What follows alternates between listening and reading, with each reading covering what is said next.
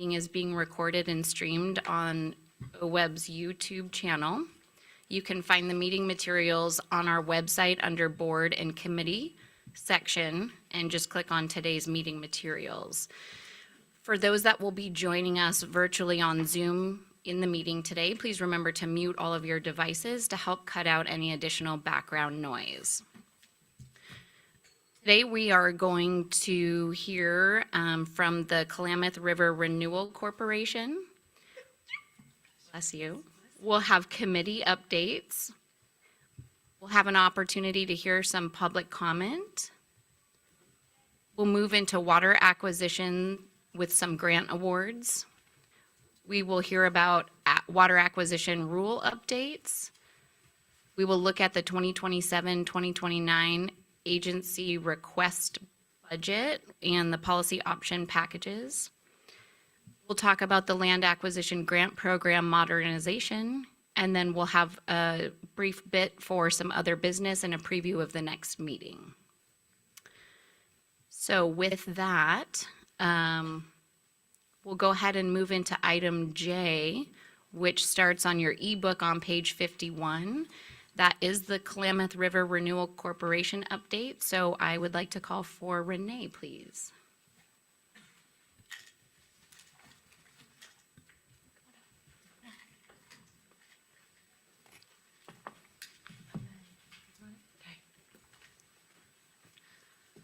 All right, good morning, co-chairs, members of the board. For the record, Renee Davis, Acquisitions and Special Programs Manager.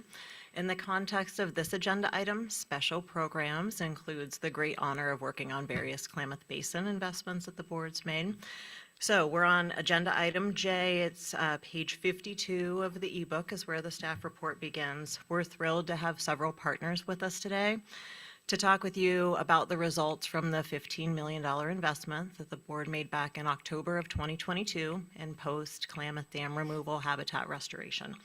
So the removal of the 4 main stem Klamath dams truly was unprecedented in scale in terms of addressing fish passage issues and helping to start the process to get the Klamath Basin back on a more positive ecological trajectory.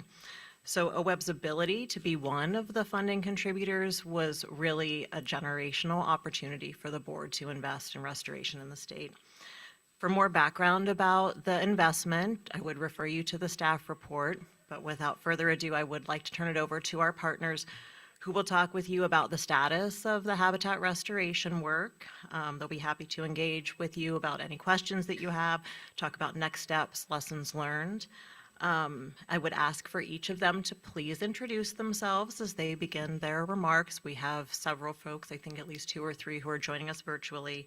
And then maybe before we wrap up, I'd like a moment to recognize a few OWEB staff, but we'll hold that until later in the presentation. So I think with that, Mark, I'll turn it over to you.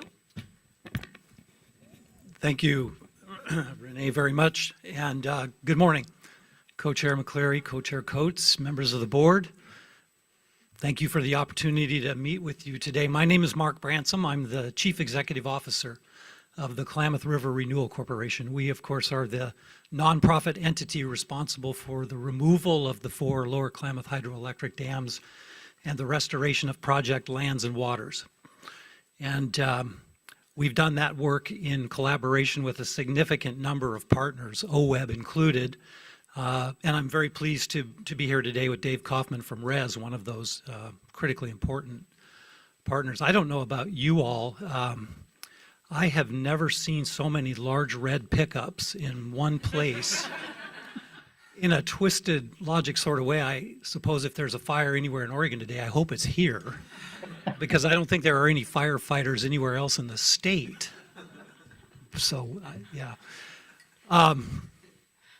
We're pleased to be joined this morning online by our board president, Christina Wolniakowski, and another Oregon representative whom you all know well, Richard Whitman. And I'd like to offer both Christina and Richard a brief opportunity to make some introductory comments on behalf of the Renewal Corporation and Oregon's participation in the project. So if I may, I'd like to call on Christina first to offer a comment.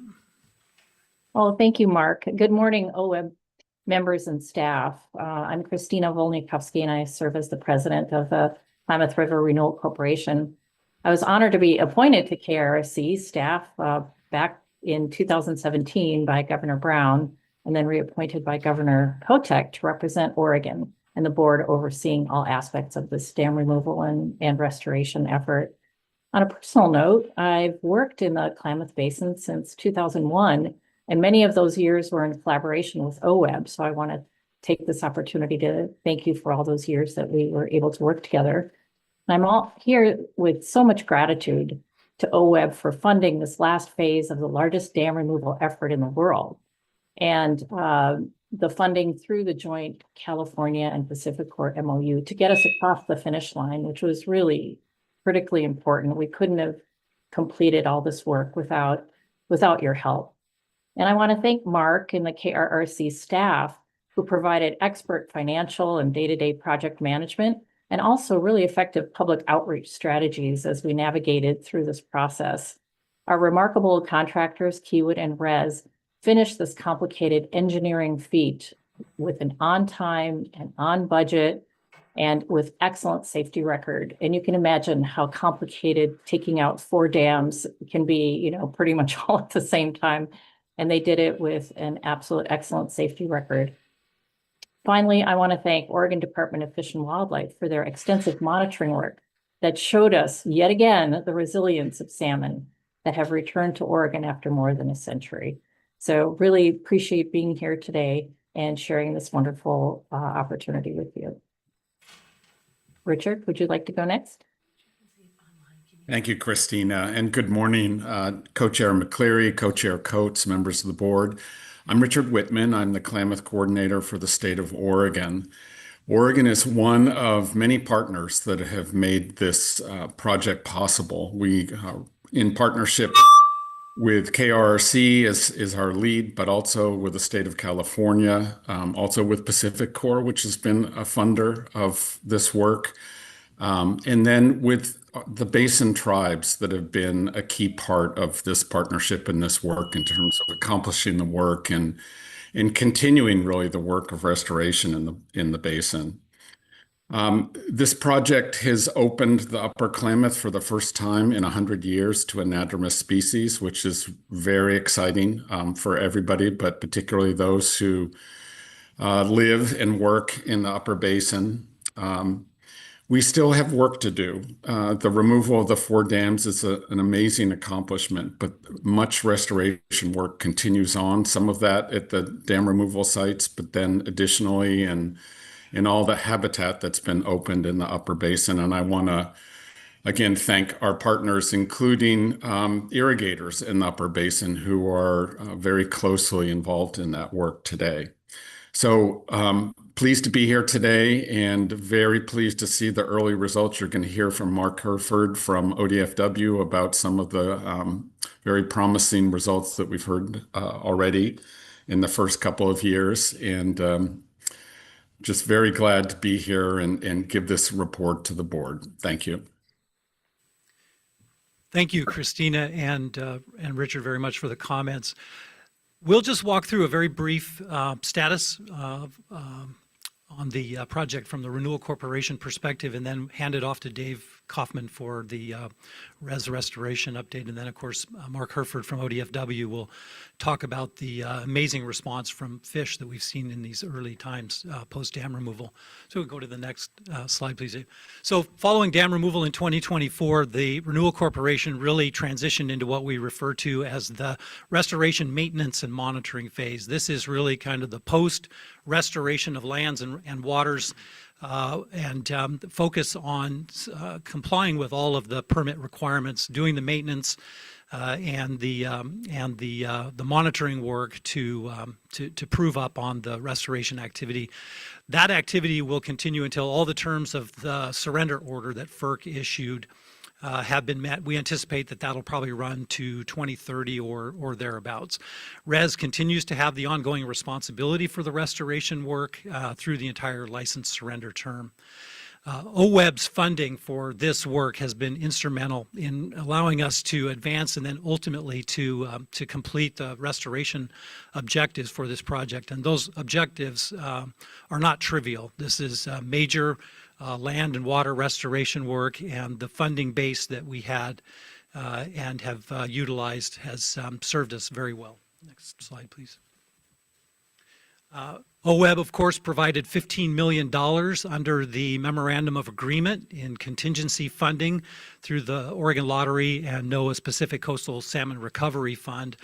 About 12 million of that went to upland and stream restoration activities. That included wood placement in Spencer Creek to support fish habitat and some critical revegetation efforts in the former footprint of the J.C. Boyle Reservoir.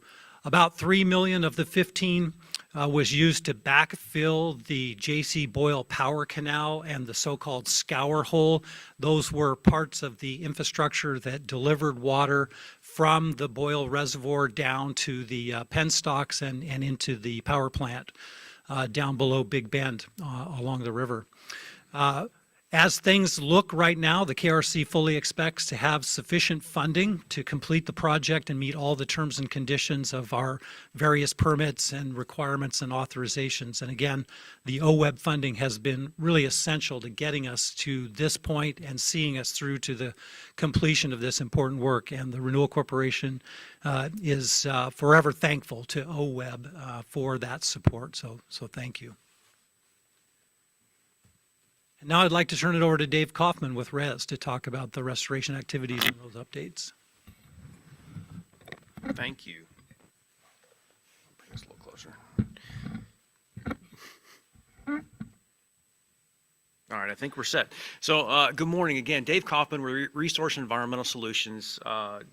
Mirroring Mark, thank you for having us. It's not just an honor to work on this project. Call it once in a lifetime world's largest project of its kind, but also to have the opportunity to talk about it and to share it with folks, especially interested folks. So I'm really excited to be here and talk with you all today. I serve as our Director of Operations for Northern California and Southern Oregon, and specifically the Restoration Program Manager for the Lower Klamath Project on behalf of the Renewal Corporation. And Mark and I have both, again, had the privilege of being able to present on and talk about and tell people about this very important, we'll call it regime shifting project for years. Mark started before I did, and I got going on it in 2019. And for a very long time, there's a little bit of presentation flair to this start of the talk today. But if you look at the cover slide, there's a dam, right? And we're looking at Iron Gate Dam. Iron Gate Dam, of course, built in the 1960s, officially cutting off anadromy to the upper basin, even now farther downstream than what Copco 1 Dam did in the 19-teens, right? And so 1920. But effectively shutting things off, and was the iron gate against which fish were bashing their noses against for the past 60 years until dam removal was fully achieved in 2024.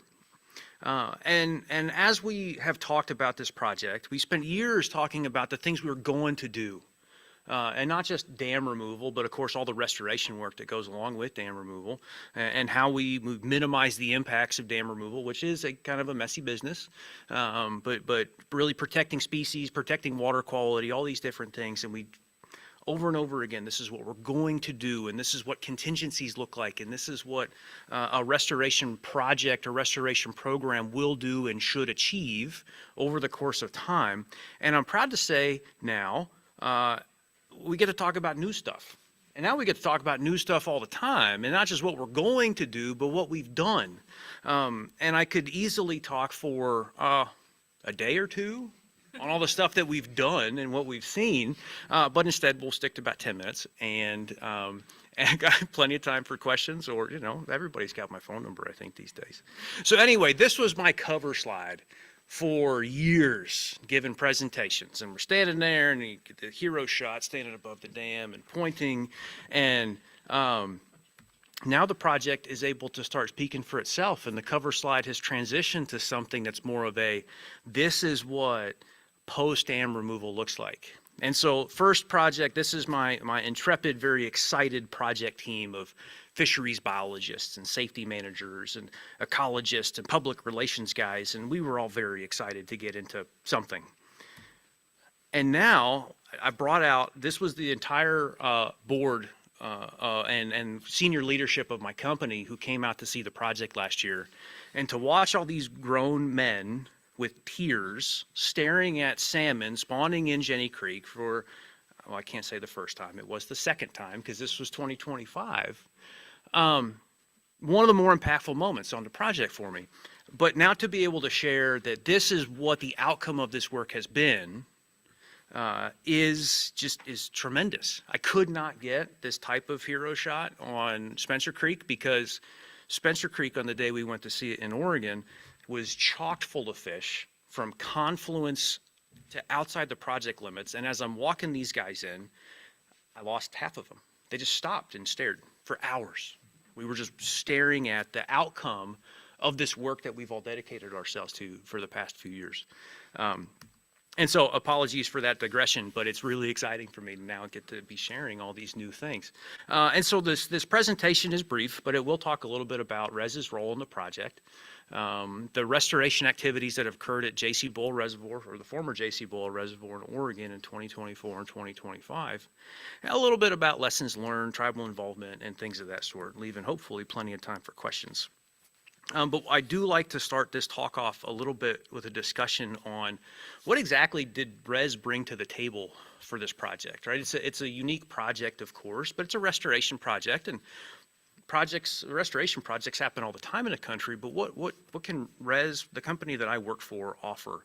I talk about myself as I'm an equal opportunity restoration provider. If there's restoration that needs to be done, I would love to be involved, especially large, complex projects. And what RES allows me to do is to take long-term responsibility for the outcomes of the restoration work that I do. And so that we were able to bring that suite of tools, including the risk assumption ability that my company has, to work through every phase of the project, from development of the design and the plan for executing the project, these resource protection measures, the specific engineering designs for stream restoration and revegetation, water quality monitoring program development and execution, and then of course implementation of all those things with a performance requirement.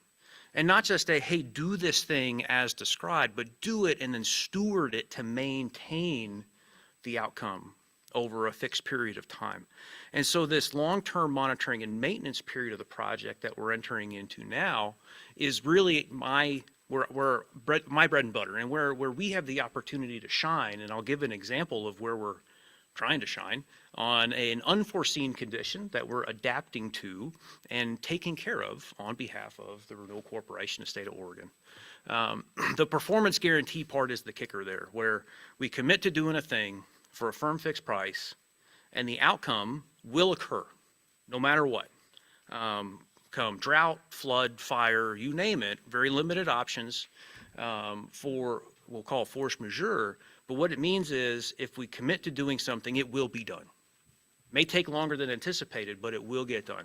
And so a couple of these things on the project, specific performance guarantee components on the project were fish passage. We said once the dams were removed, if there were we'll call it kind of resistant layers of reservoir sediment that continued to provide fish passage impediments, we would deal with those things. We've dealt with some via stream restoration.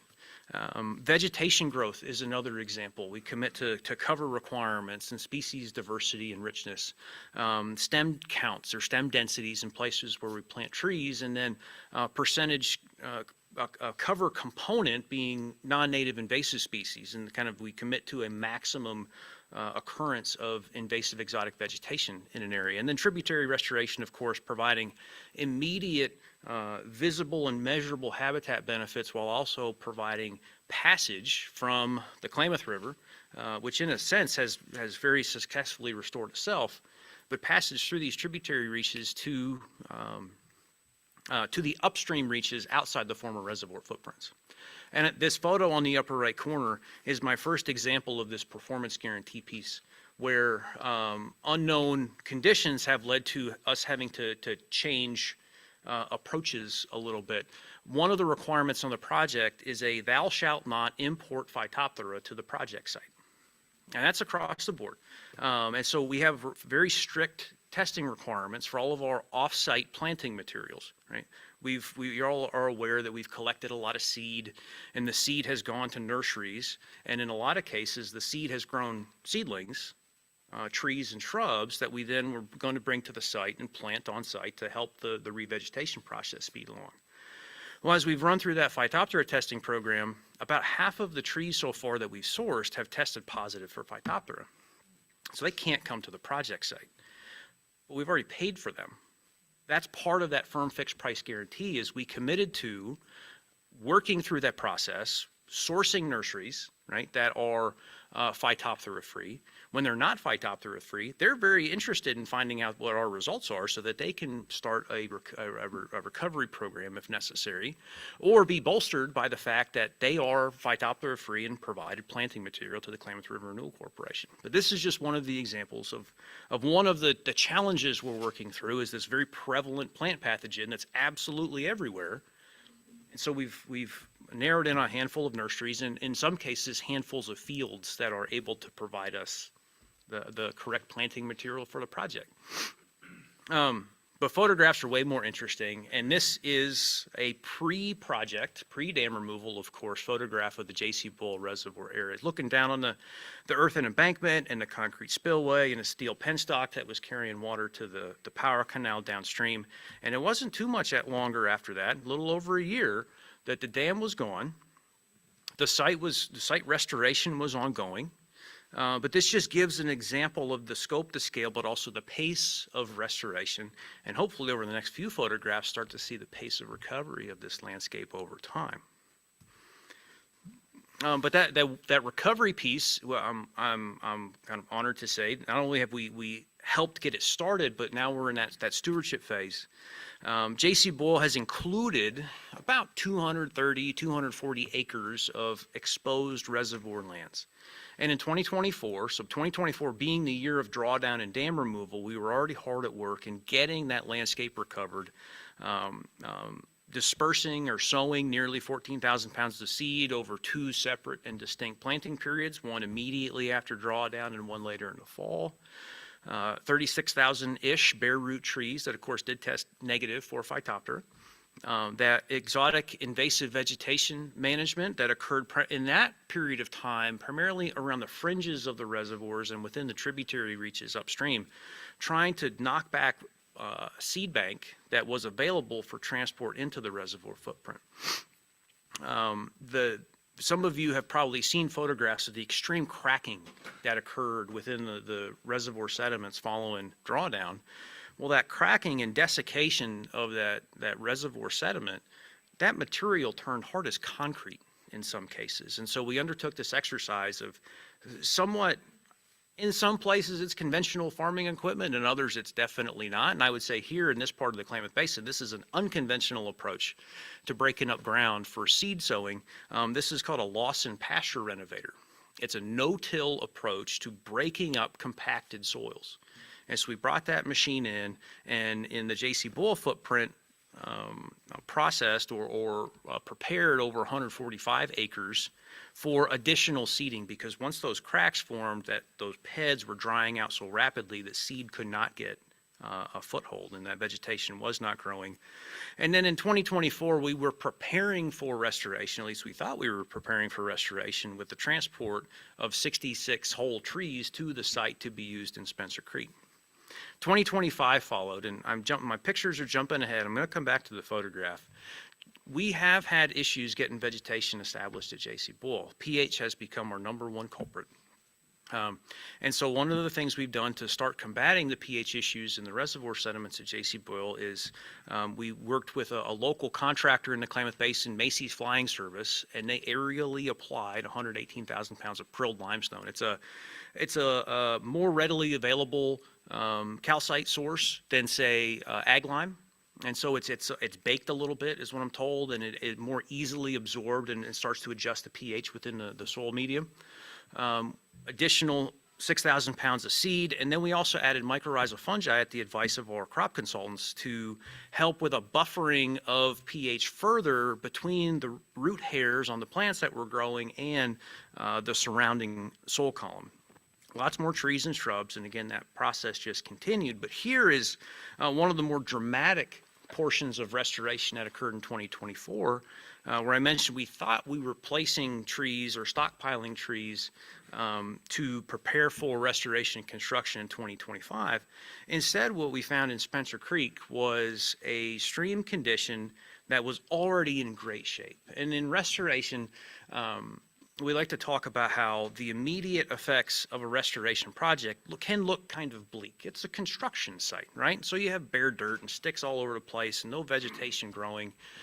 And in some cases, it is possible to do more harm than good on a restoration project, where you've got a good enough foundation that maybe doesn't need a heavy hand or a heavy intervention to promote a restored condition. And that's exactly what we found at Spencer Creek, a condition that could pass fish, that already did meet performance criteria for floodplain connection and fish passage, and all it needed was a little bit of help on habitat.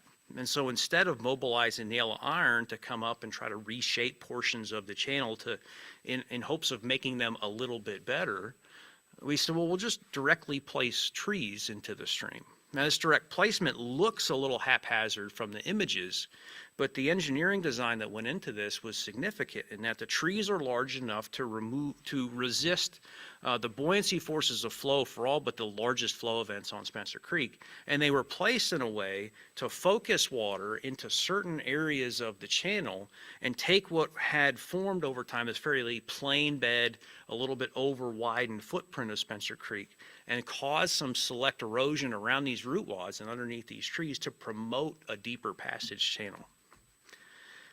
And this is a shot looking upstream, closer down towards the confluence with the Klamath River, but this is Spencer Creek in July of 2024. And here it is in August, just a month later. These trees were placed, and it was really neat to walk out there the day of tree placement. Within hours, juvenile salmonids were in the shade that the logs were providing that had been placed in and across the trees. Later in the fall, it was real neat to walk out there and watch the returning adults use those trees as cover, I think, as they're doing their fish things in the fall. This is Spencer Creek looking downstream towards the confluence, and this is what it looks like right now. The vegetation has continued to recover. We've done a little overseeding in these areas. We've added some more trees, but in general, this is what a restored Spencer Creek looks like. The seedbed preparation activity I mentioned earlier was extensive. Here's a map showing the extent of that work.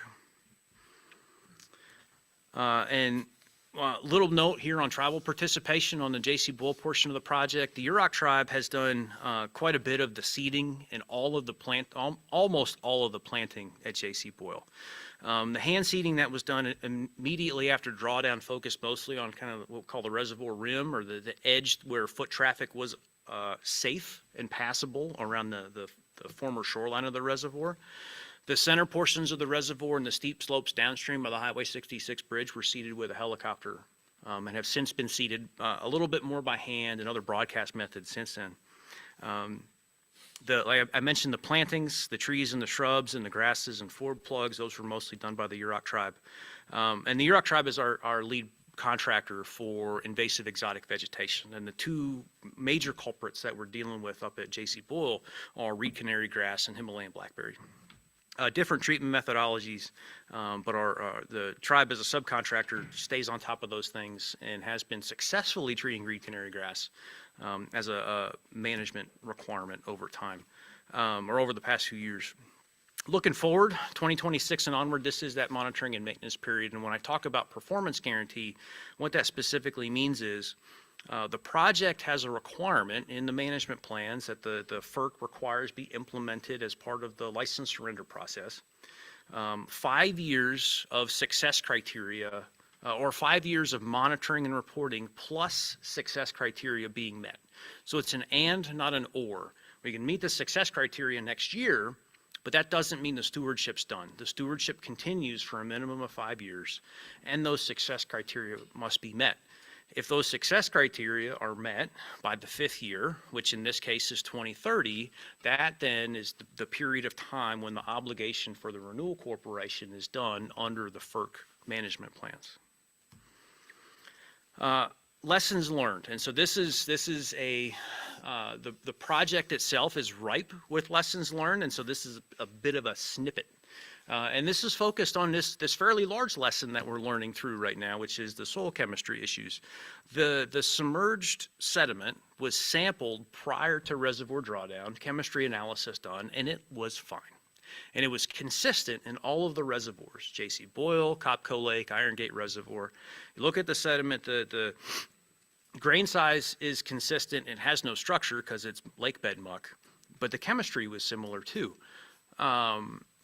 But something happened. There was some sort of chemical reaction following drawdown and aerial exposure, and it progressed over time where the pHs in the soil got more and more hot. They went lower and lower to the point where we were sampling pHs in the low 3s at J.C. Boyle sediment.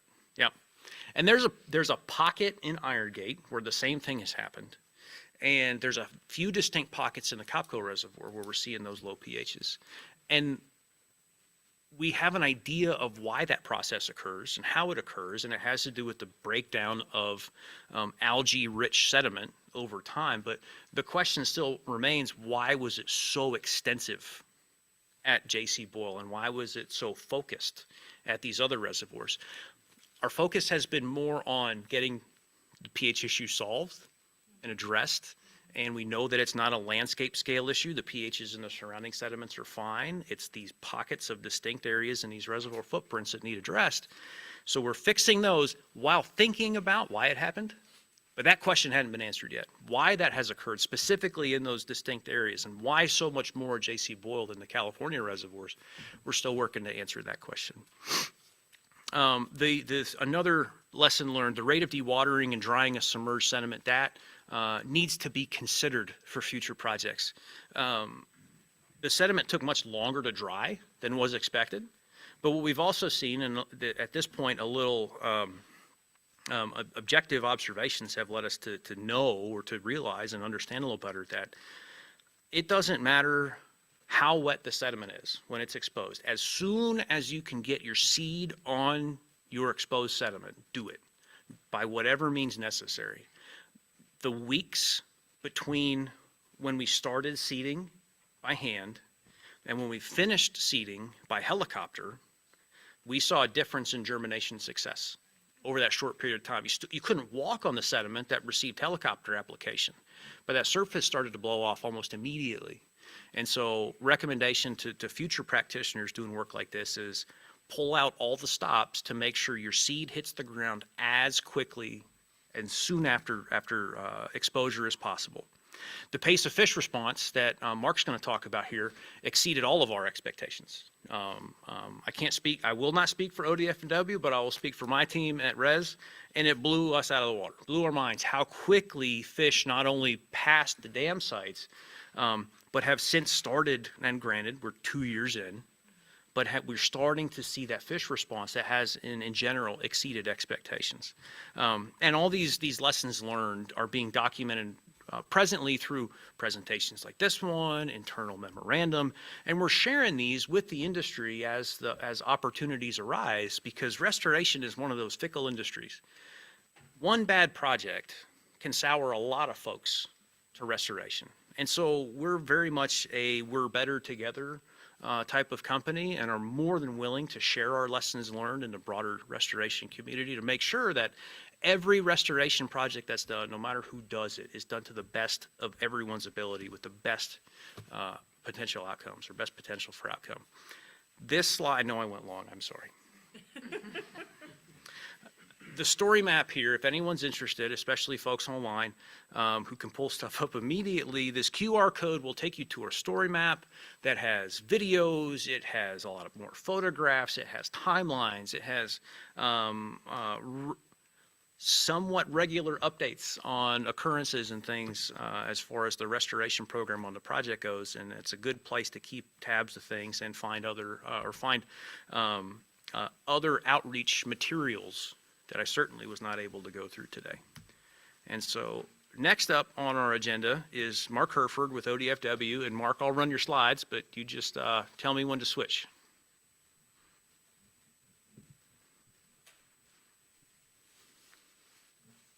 Okay. Yeah, I'll tell you when to switch slides. Thank you very much. My name is Mark Herford. I am the project leader for Oregon Department of Fish and Wildlife's Klamath and Adjourn Fisheries Reintroduction Project. And today I'm going to give a brief presentation on the initial fish response following dam removal.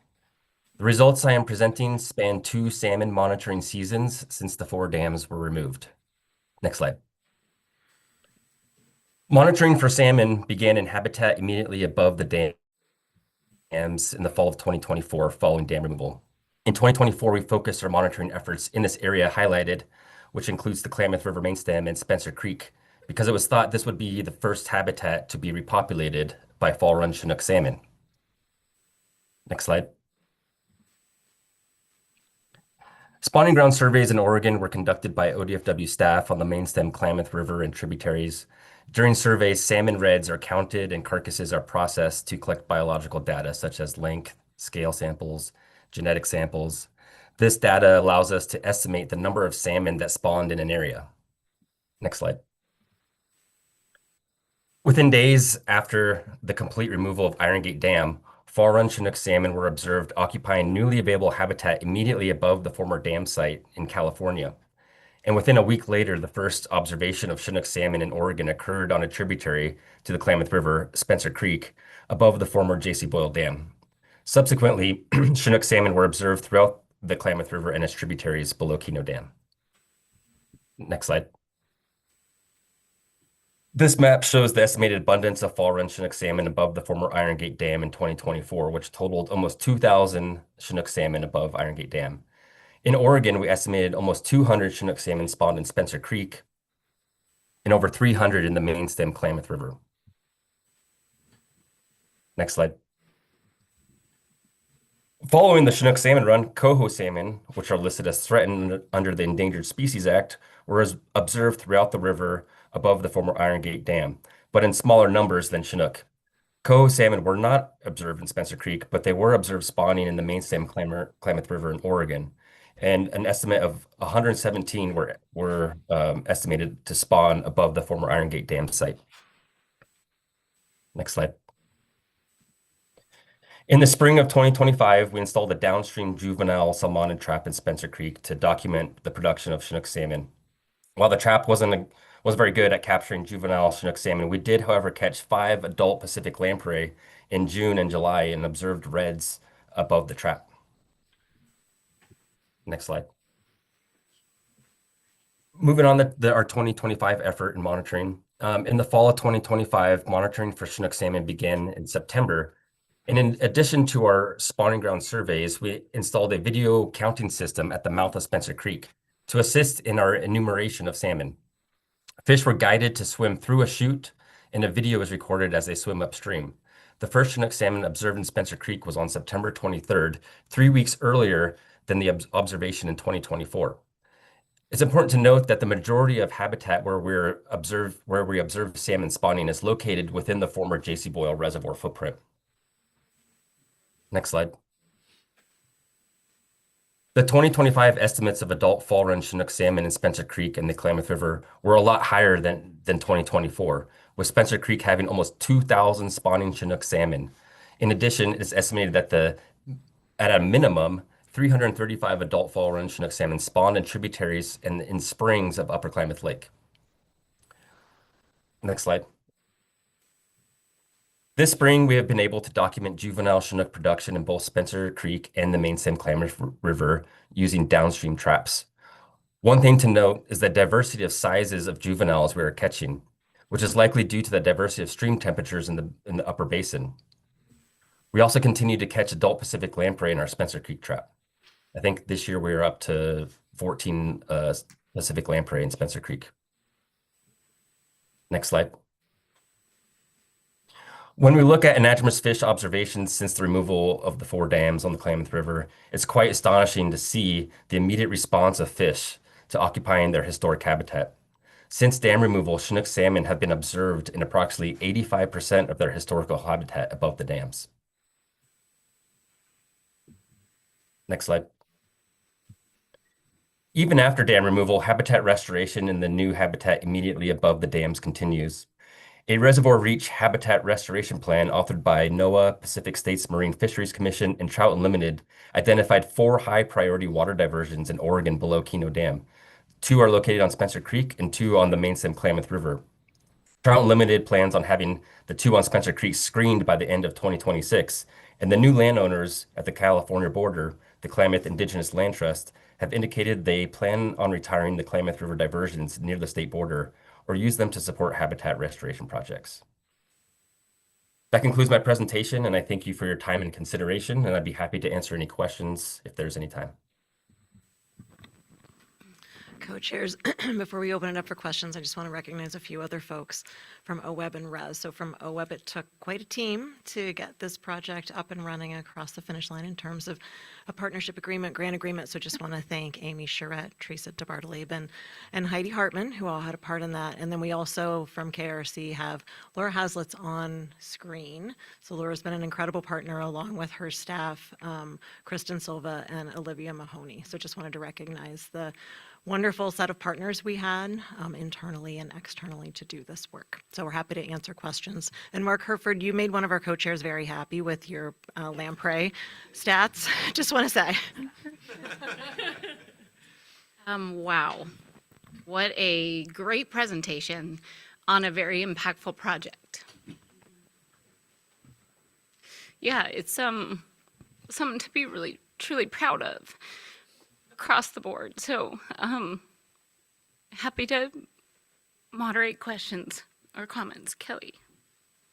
You can't do that because we can't both start. Yeah, so Mark, would it be possible actually for us to go back to that slide of the fish in the upper Klamath Basin? And this is where I'm going to try real hard not to cry. Me, okay. Yeah, right, I know.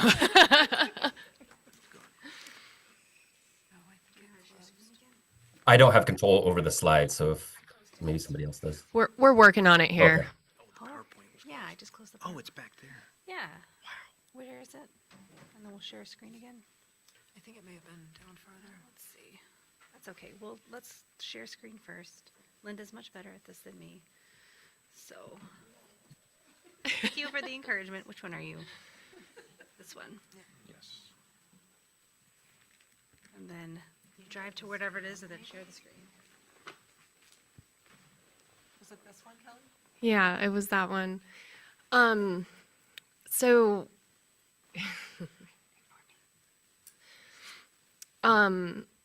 so I, not only am I a Cow Creek tribal member, I'm also Modoc and Pitt River.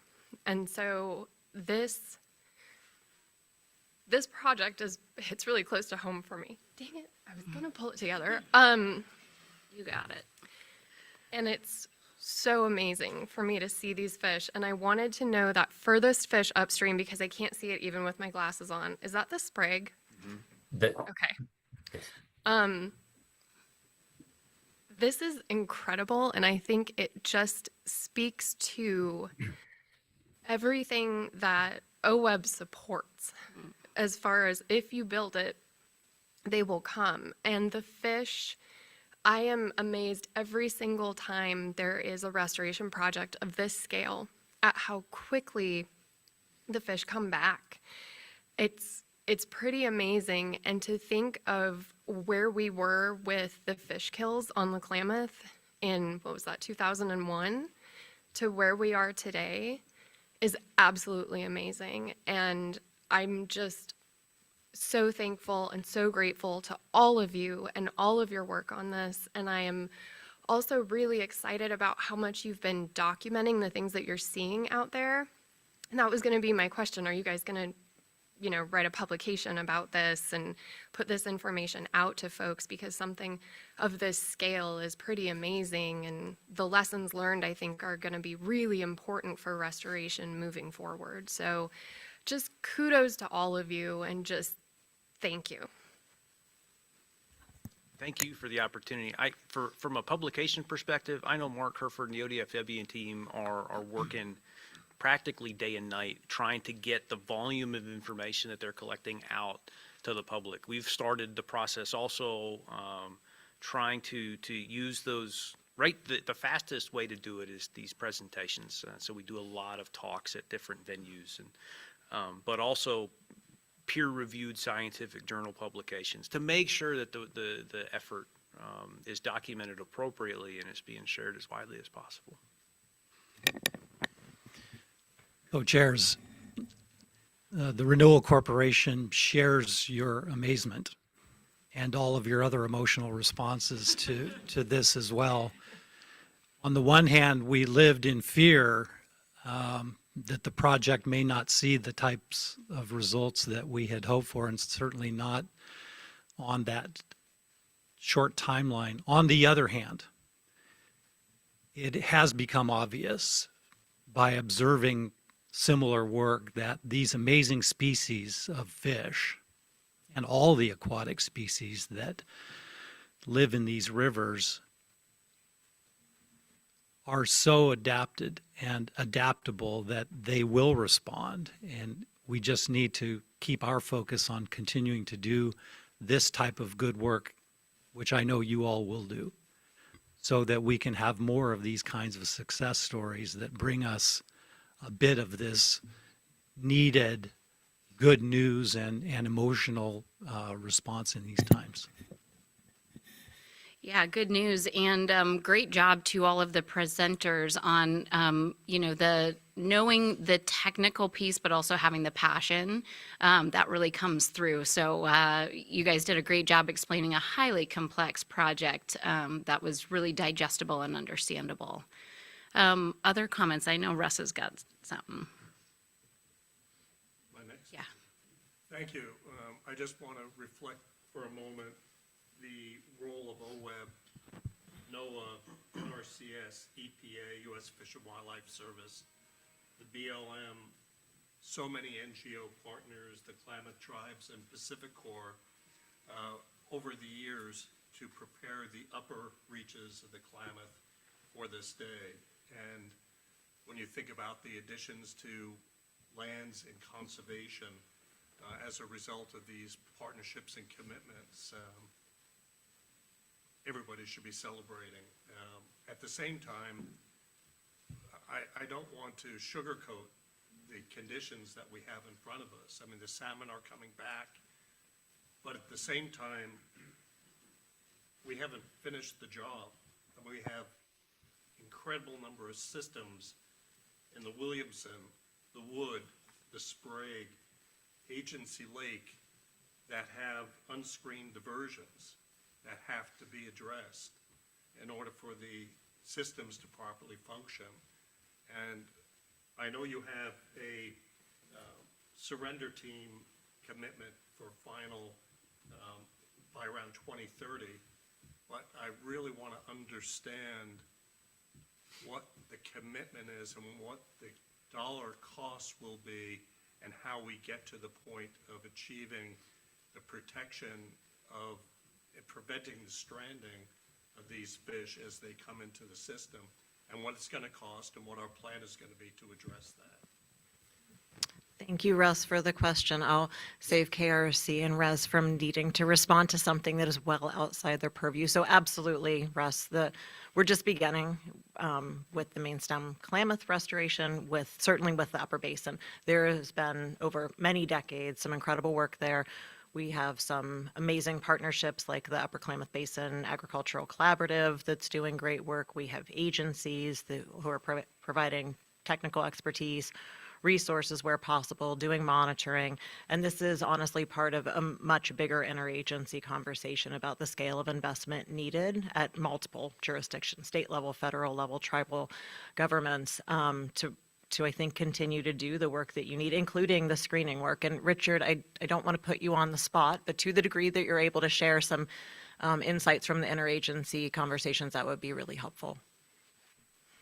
Yeah, Renee, happy to do that. And Russ, great questions about the remaining restoration work that's needed, including screening. So on screening specifically, The fact that we didn't have anadromy in the upper basin for over 100 years meant that a lot of the screening issues that have been addressed kind of incrementally around other parts of the state, both in Oregon and California and elsewhere, we didn't have to in the Klamath. And now all of a sudden, anadromous species are back, and so we have a screening problem.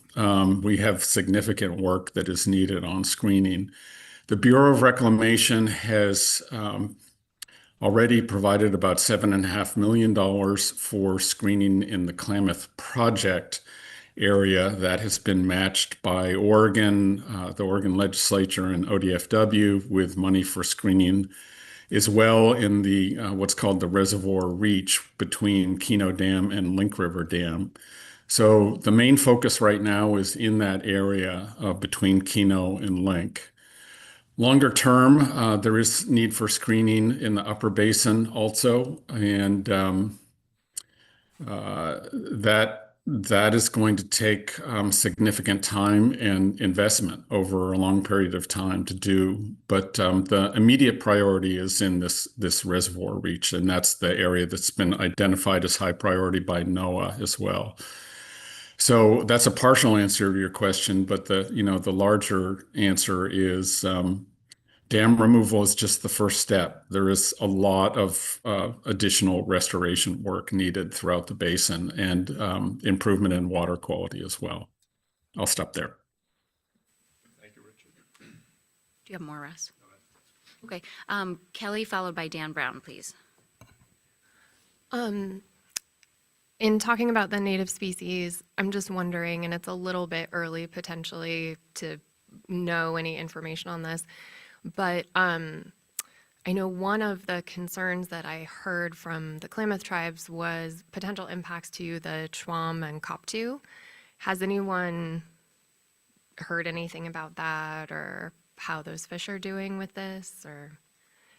I can comment on that, Mark, if that's all right. One of the earlier species protection components of the project was a large rescue and relocation operation for Schwam and Koptu from the former reservoir footprint. So since time immemorial, with the existence of the reefs at Link River and at Keno, those fish that are endemic to the upper Klamath Basin have gone over the reef. And when they end up in a river system without access to a lake, they're adfluvial fish, they don't tend to persist. And so that rescue relocation effort was done at the request of the U.S. Fish and Wildlife Service, who's responsible for those endangered species. We worked with fisheries biologists from the Klamath tribes and with ODFW to formulate the capture plan and relocation effort.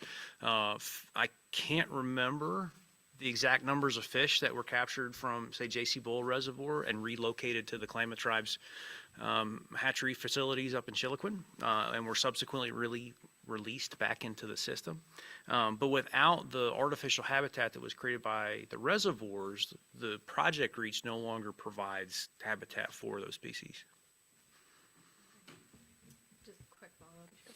So it's the relocation into Klamath Lake, Upper Klamath Lake for these fish is kind of the target of what happened. That was the target of what Yeah. was done. Yeah, that's great. Thank you.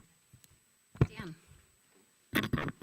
I didn't really have a question, just a comment on Richard's remarks that it sounds like it's a good problem to have. Other comments or questions from board members? Okay, hearing none. Thank you guys so much. Really great. Thank you. Thank you.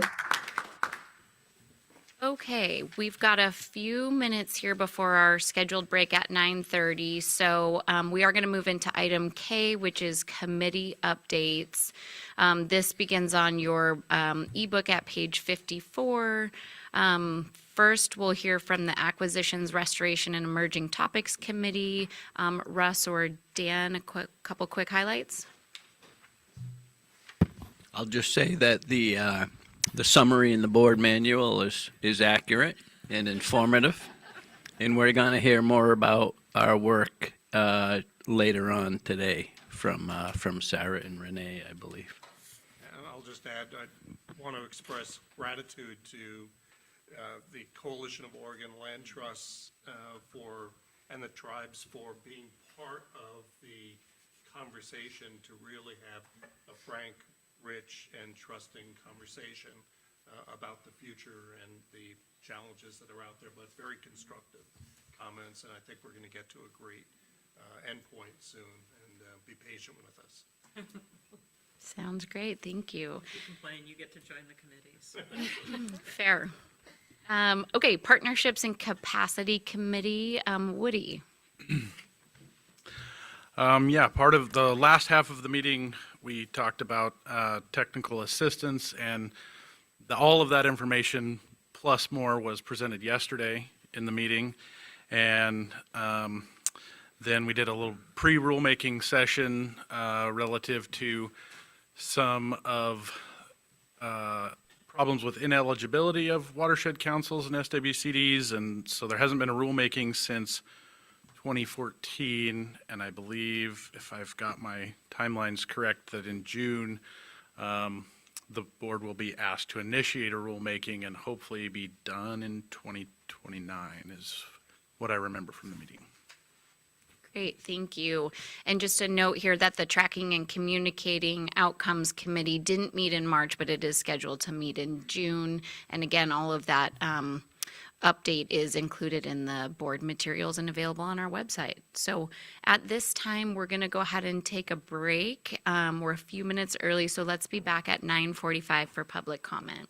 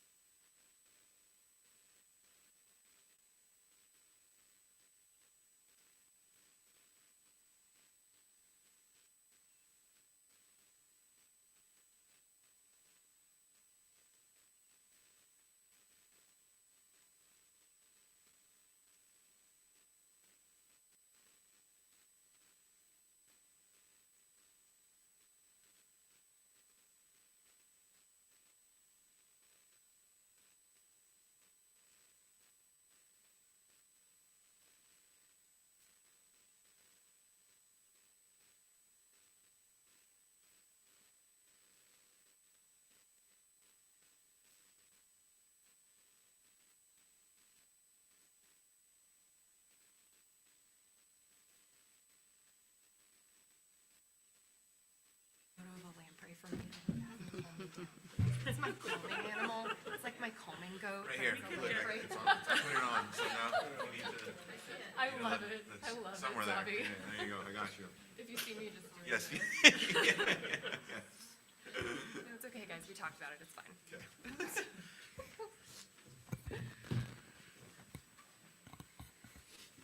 Okay, everybody, we're gonna get started again here. All right, I think it's just Mark.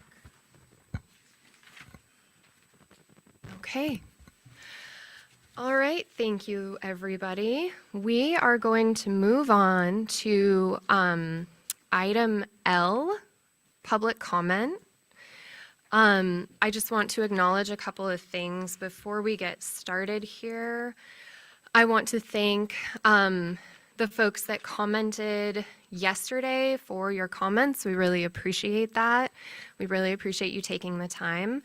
I want to thank all of the people that submitted their written comments as well. As I mentioned yesterday, we had 77 pages of written comments. So just really appreciate how much folks are engaging with OWEB on that. And I also just want to acknowledge that we did receive written comments from Jamie McLeod Skinner, but they came in after the deadline, so they were not able to be incorporated into our board book and comments, but those will be posted on the website later. So. And they'll go out to the board directly as well. Okay, so let's get started here. Like I did yesterday, we've got a combination of folks that are both here in person and virtual that are commenting. And so what I'll do is I'll tell you who's up and then who's in the on deck circle. And we will get started, and we will start with Jamie McLeod Skinner, and then we will go to Andrea Kreiner. Jamie, are you there? Yes, I am. Good morning, board and members of the public. My name is Jamie McLeod Skinner, and I was honored to serve as an OWEB board member for the past 7 years. OWEB plays a crucial role in preserving the natural resource heritage of our state, and I'm grateful for all the great staff and partners and board members I've worked with during that time. I am deeply saddened to have been forced to resign under threat a year before my term expired. The commitment to organizational health includes daylighting risks. So I was going to ask that my letter be submitted for, that I submitted for public comment be included in the public record, and greatly appreciate the commitment to do so. So just wanted to offer my thanks to the remarkable members of the OWEB team and partners I've worked with over the years, and good luck in your work ahead. Thanks. Thank you. Andrea? And Andrea, I know that you are also, you are also Terry today. So you're Andrea now, and then you'll switch hats, and then you can just stay there. Yep, there you go. Yeah, I like it. Yes. All right. Co-chairs Coates and McCleary and members of the board, for the record, my name is Andrea Kreiner, and I'm the executive director of the Oregon Association of Conservation Districts. OECD is also the managing partner of the Oregon Conservation Partnership Grant, which started this January.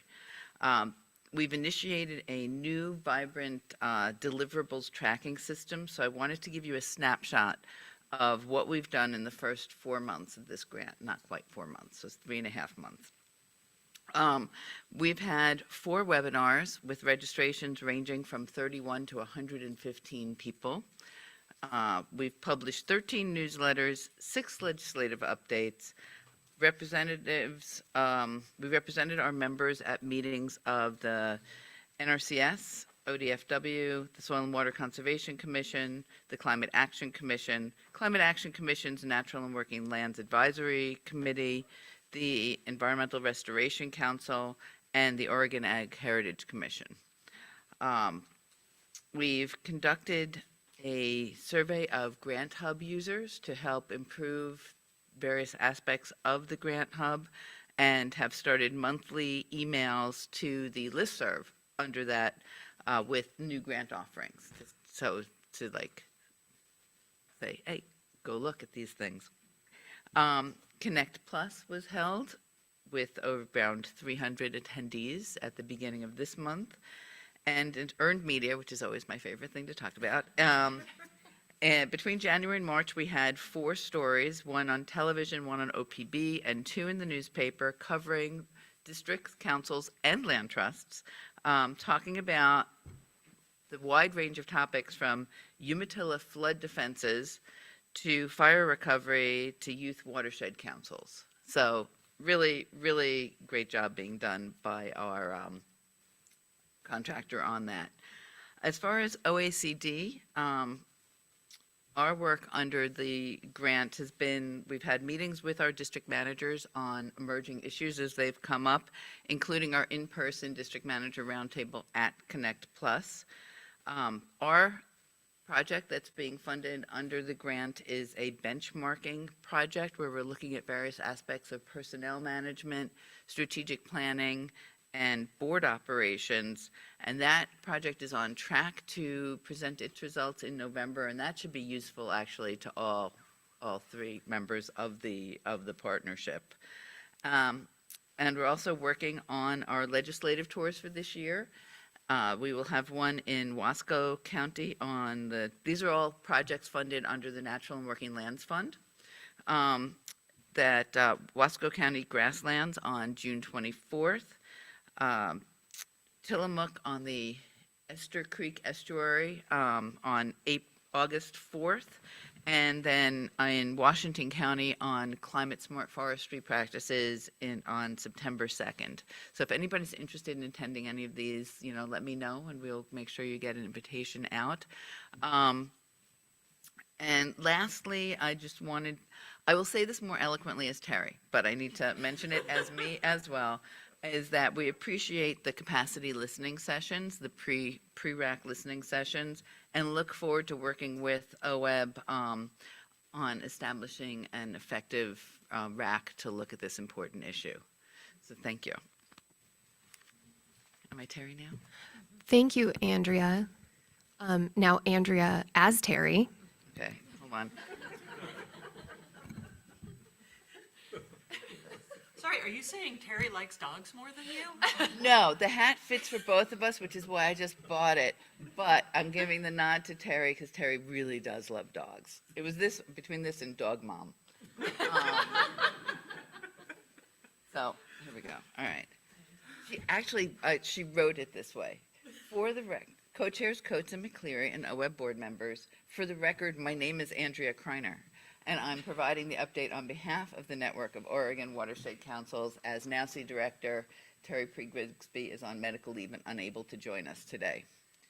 So during the Connect conference in Seaside, individuals from about 36 watershed councils gathered for informal networking, attendance at the many sessions offered, and a dedicated NAUSI meeting.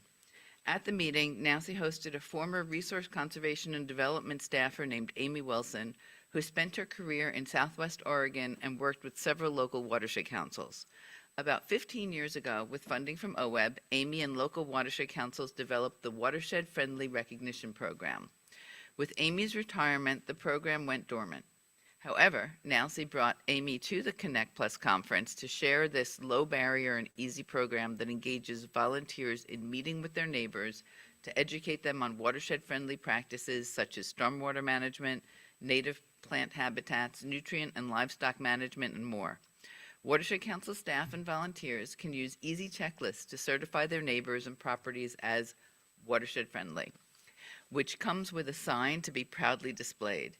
Amy brought with her the training materials and recognition checklists that are ready to go and can be modified to fit any watershed, as well as about 1,700 signs to be used throughout the state.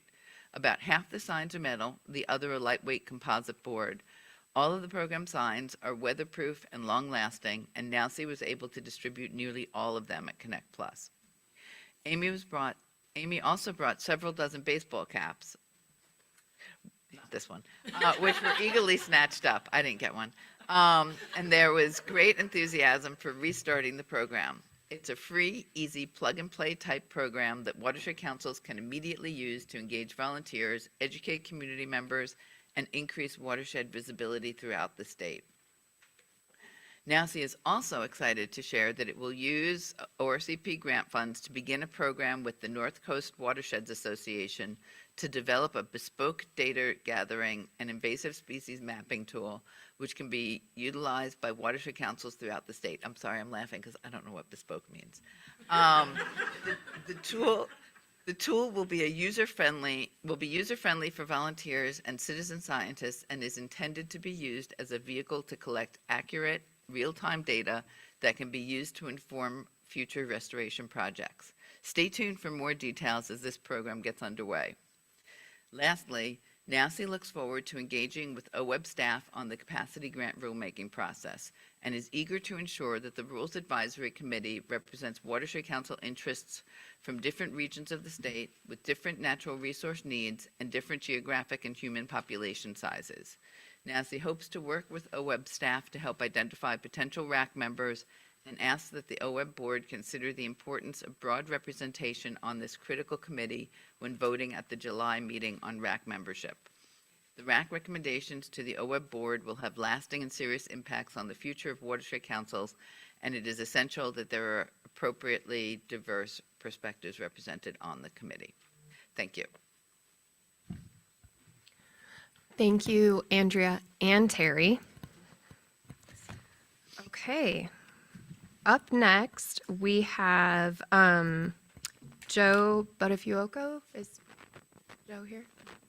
Okay, great. And then is Nicole, is Carson? Okay, and then Carson will be up after Joe. Okay. Buttafuoco. Say it Studying again. Italian. Say it again. Buttafuoco Buttafuoco. Buttafuoco. Okay, I'll work on it. means to eject fire. That's true. I just happen to be a nice guy. Burning ember. You didn't start the timer yet, did you? Okay.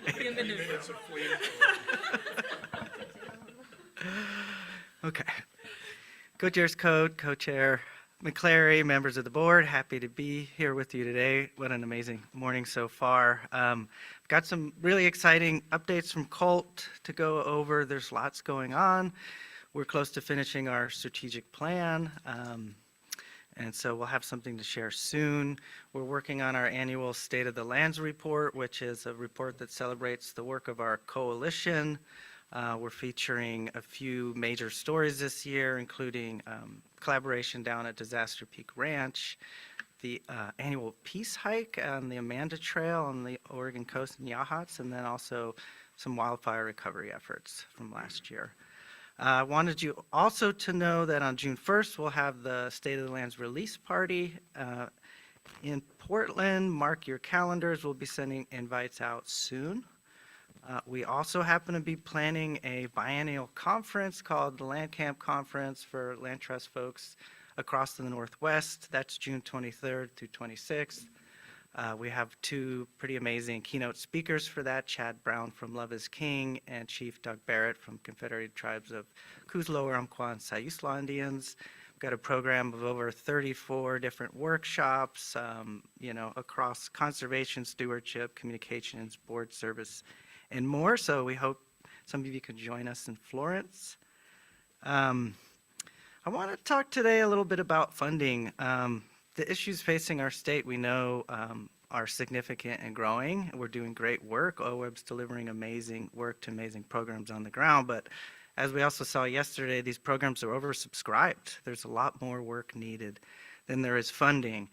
Yet we know this type of work actually supports rural economies. It aligns with Oregonian values, and it's helping fish and wildlife to recover. We heard just an amazing story about that this morning.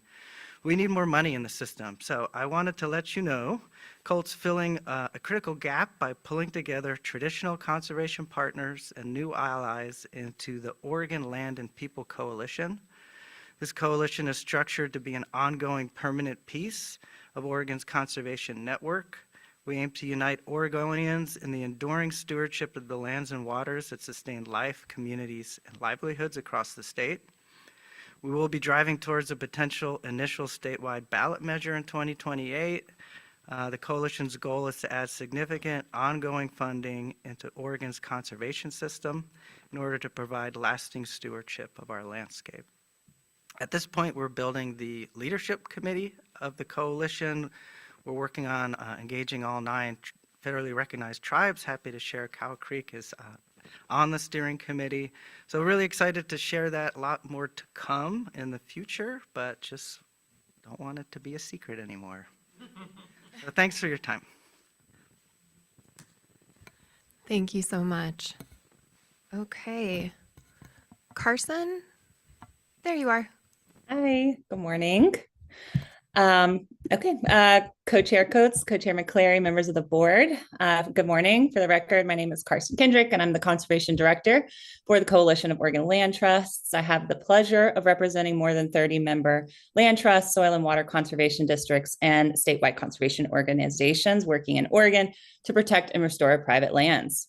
Today, I wanted to share out a report from the 2026 legislative session with you all. But before I do that, I just wanted to echo all the thanks to Taylor Larson for the work he has done with OAHP. He has been an absolute pleasure to work with, and I just wanted to wish him all the best with whatever he does next.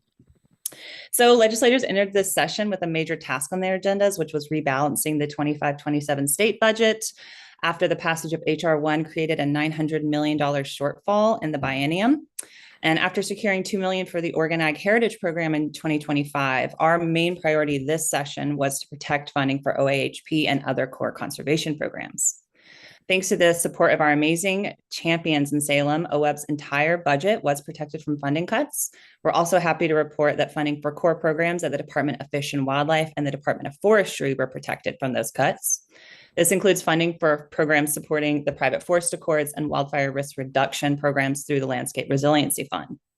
We also celebrated the passage of 1.25% for wildlife this session, truly a historic piece of legislation that's going to provide sustained funding for the implementation of the State Wildlife Action Plan and Oregon's nearshore strategy, while boosting funding for grant programs like the Oregon Conservation and Recreation Fund, Wildlife Connectivity, and Wildlife Stewardship. And after some intense negotiations and a flurry of last-minute amendments, the legislature also passed SB 1517 this session. This bill improves the enforceability of signed liability waivers for recreational activities, including environmental restoration and maintenance.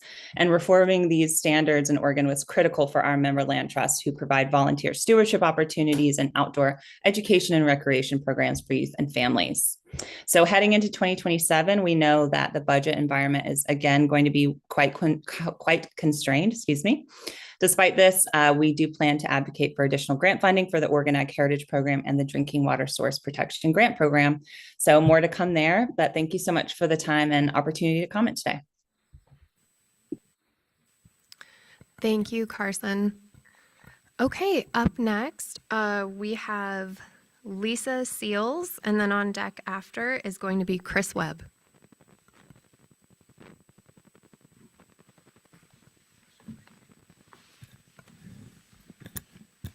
It's a long microphone. All right, good morning, co-chairs Coates and McClary and the rest of the OWEB board. Thank you very much for having us here this morning.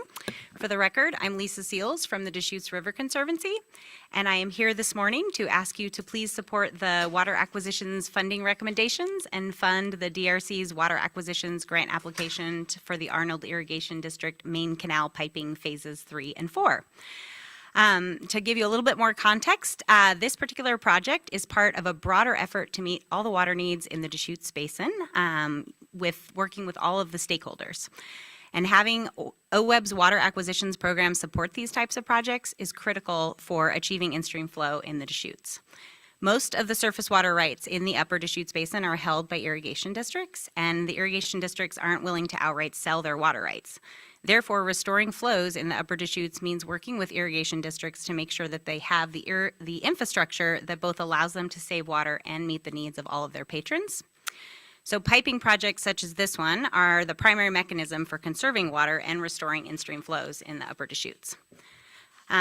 These piping projects also create additional opportunities for water conservation moving forward, such as piping additional district and private laterals, connecting patrons to pressurized pipes, enabling conversions to more efficient irrigation methods, and providing opportunities for precise measurement, which enables water marketing and transactions.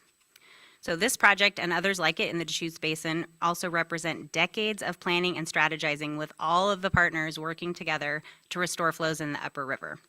Restoring flows in the upper Deschutes will meet the goals of the Deschutes Basin Habitat Conservation Plan, benefit ESA-listed Oregon spotted frog and resident red band trout, and also help North Unit Irrigation District, who is the most junior irrigation district in the basin, secure more reliable water rights to continue ag production.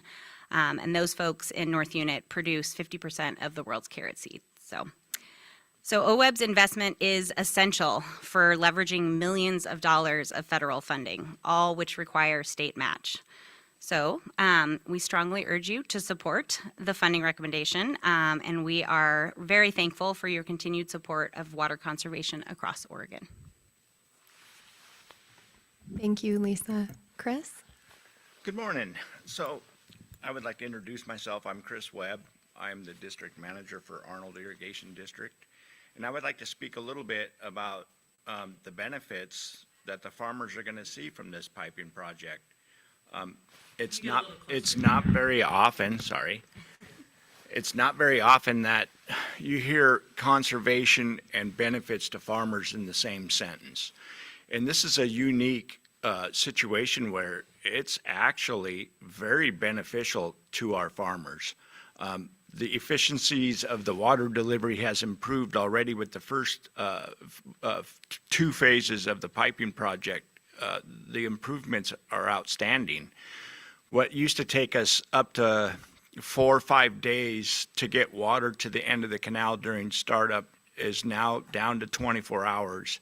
And I think once after this next phase, we're going to be somewhere around 4 to 6 hours. So that whole week of wasted water during startup is going to be eliminated. And we've been losing, before the piping started, somewhere around 50% of the water we took from the Deschutes River was lost. And we're right on target to conserve 32 to 34 CFS. And to put that in perspective, that is enough water to supply the city of Bend for 9 months annually. That's a huge amount of water for us. We're a smaller district, but we're seeing huge benefits, and we hope that you guys partner with us again to finish this final leg, which is, like Lisa said, is going to allow us to continue to pipe our laterals and continue to put water back in stream, all while improving efficiencies for the farmer and being able to extend our season during these drought years. This is a big project for us, and we thank you for the opportunity to be considered on this grant. Thank you. Thank you so much. Thank you for coming. Thanks for being here. Okay, Nicole, I think that's it. Am I missing anybody? Awesome. Okay. Again, I just want to thank everyone for their comments, whether they were written comments or provided in person. We really appreciate your interaction with OWEB, and just for those folks that made the trip coming down here. We do take your considerations and your comments very seriously, so thank you so much. Moving on now, we are going into item M, Water Acquisitions Grant Awards. And this information, for those of you following along on the ebook, can be found on page 58.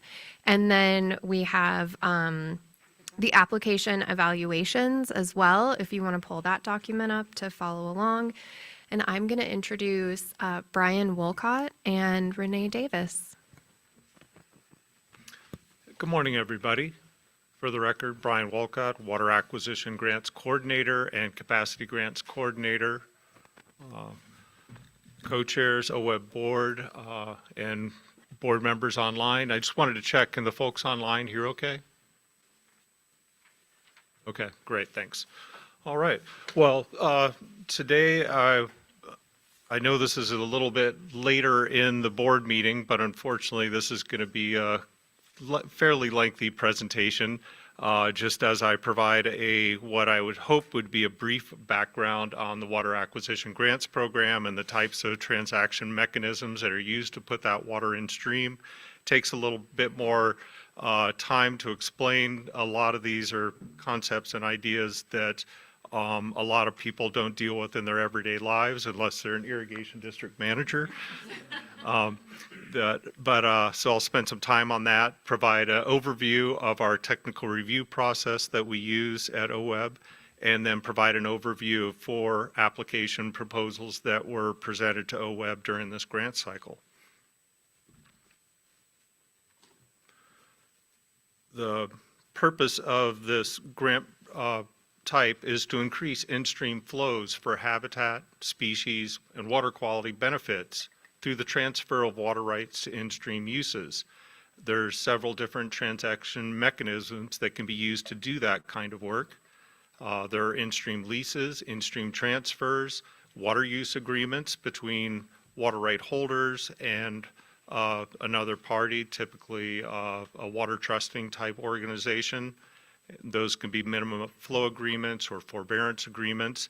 And then another mechanism is the allocation of conserved water program set up by Oregon Water Resources Department, which allows for an irrigation efficiency project on a farm or irrigation water conveyance efficiency project, such as an irrigation district canal piping project. The water saved from that can also go through the allocation of conserved water program, and I'll talk about all those in a few moments, those different project types. Eligible projects for the program, according to rules, are voluntary water projects. This is a voluntary program. The word acquisition sounds a bit like somebody's coming in and taking somebody from someone else. That is not what's happening here at all. These are voluntary water deals put together with willing water right holders.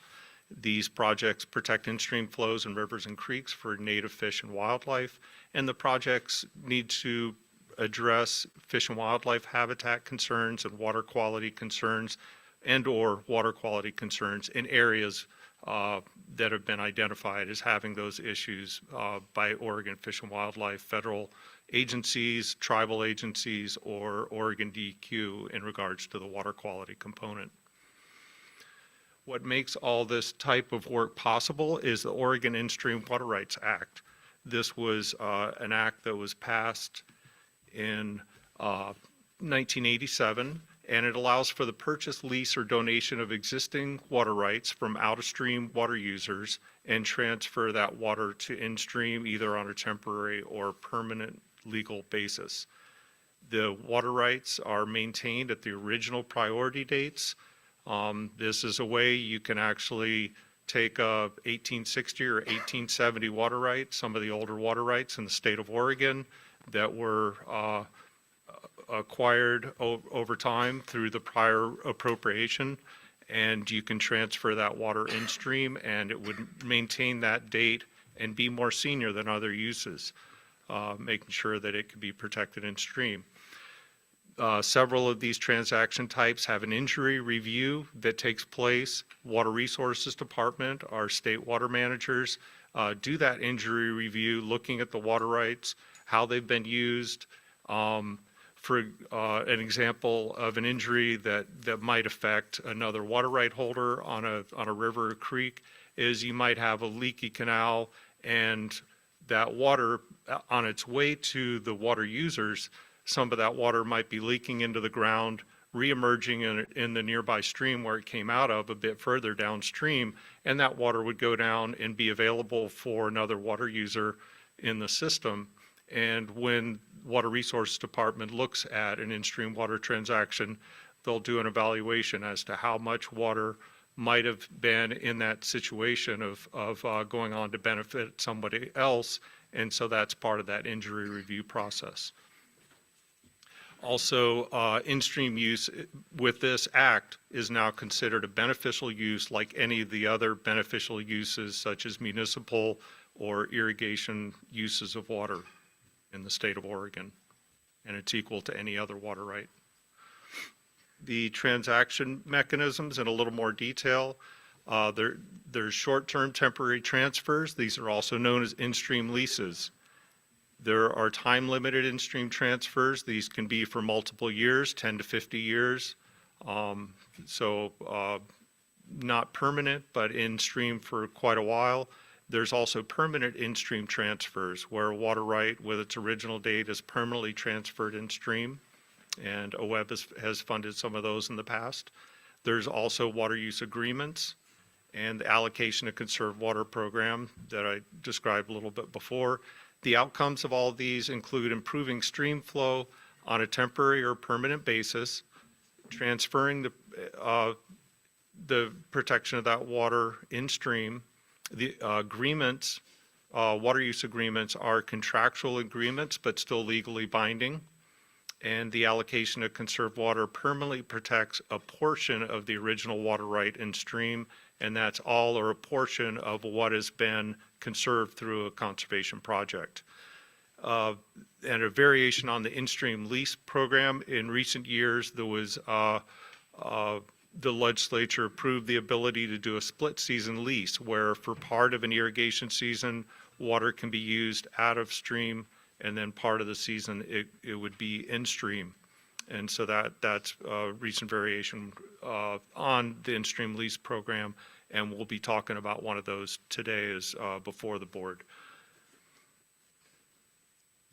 And the other thing I wanted to mention with any of the leases and transfers and the allocation of conserved water project, there's a public review process that's conducted by Water Resources Department where they will advertise that these transfers and leases are going to be considered, and there's an opportunity, a 21-day period for people to provide comment. And there's that opportunity for the local community to know what might be happening differently in their system, in their streams, and how water's being managed. And also with the allocation of conserved water program, there's the option when a water right holder enrolls the savings from an irrigation efficiency project, they can make that water the exact same date and same minute as that original water right, or they can choose to make it 1 minute junior to what they're using out of stream. And with the allocation of conserved water program, at least 25% of the saved water must remain in stream as that new protected water right. If more public funds from state or federal sources go into that type of a project, then that increases the percentage of water that would go in stream in an equal proportion of public dollars, and that same proportion or percentage would be going in stream. Brief program history is this program started in 2001 as one of the original project types. When OWEB first started, water acquisitions along with land acquisitions, restoration projects, the open solicitation type projects, those were the original types of projects that OWEB was providing grant funding for.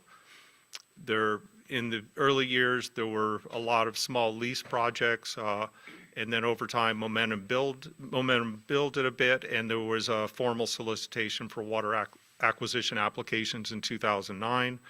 In 2020, there was a rule update change that included a new evaluation process where OWEB was overseeing the review process. Prior to that, staff from the National Fish and Wildlife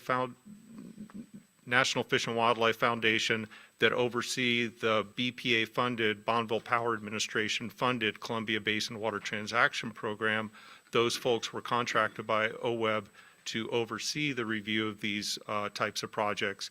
After 2020, OWEB started doing all that in-house, but still contracts out to staff at the National Fish and Wildlife Foundation to assist with some of the components of application reviews, and then they subcontract out to a water valuation expertise company that does the equivalent of an appraisal of a water transaction.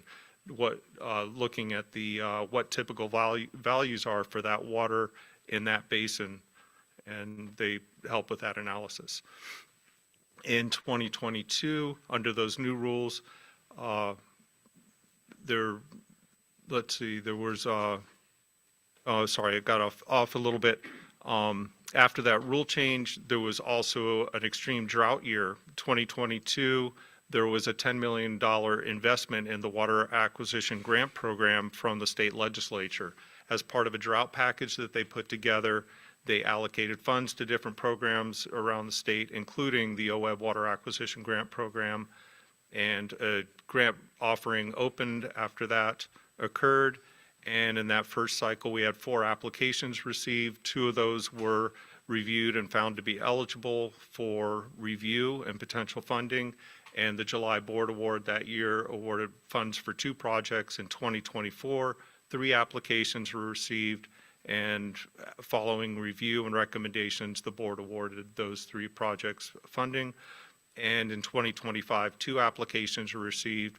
One of those was recommended by the review team for funding, and at the April board award, that was 1 project was funded. And you'll notice a little bit of a change where it had been a July board award, but to try to accommodate irrigation seasons, we've been trying to shift the cycle of board awards to earlier in the year to provide a little more time for water trusting organizations and the irrigators that they work with to know what to expect for the upcoming field season. And over time, we might even shift that to the January board award if possible. And what have been the outcomes of this grant program? Over time, since the 2001 inception of the program, $5 million of lottery funding has been spent. When that drought allocation of dollars came in for the program, since that time, around $1 million have been spent on water transactions. This has resulted in 33.8 cubic feet per second permanently protected in stream, and also 105 cubic feet per second in short-term transfers. And I did want to point out that with that $10 million allocation by the state legislature, last year during budget rebalancing, the state legislature decided they needed a portion of those funds to fund other programs across the state, and so $3 million were pulled back to the general fund. So we have quite a bit less funding to work with in the water acquisition program moving forward. We've got about $5 million in the program now for projects. So I wanted to help a bit with understanding when I use the term cubic feet per second and acre feet. I know these aren't terms that are often used in people's everyday vernacular. These are terms when you think of a cubic foot per second. If somebody had a water right for that amount of water and we're diverting that out of a river or a creek, if they did that for 24 hours, that would cover about 2 acres of their property in a foot deep of water. So, and to help visualize that, if you think of a football field is fairly similar to an acre, and if that football field were covered in 1 acre foot, so that just helps you visualize that concept. And another term used to measure water is cubic feet and cubic feet per second. So if you think about a cubic foot, a foot by 1 cubic foot would hold 7.5 gallons. And just here's a visualization of what, if you think about that moving downstream. So just there's 4 cubic feet per second, and just a visualization that Linda pulled together for us to help get this concept across. And let's see.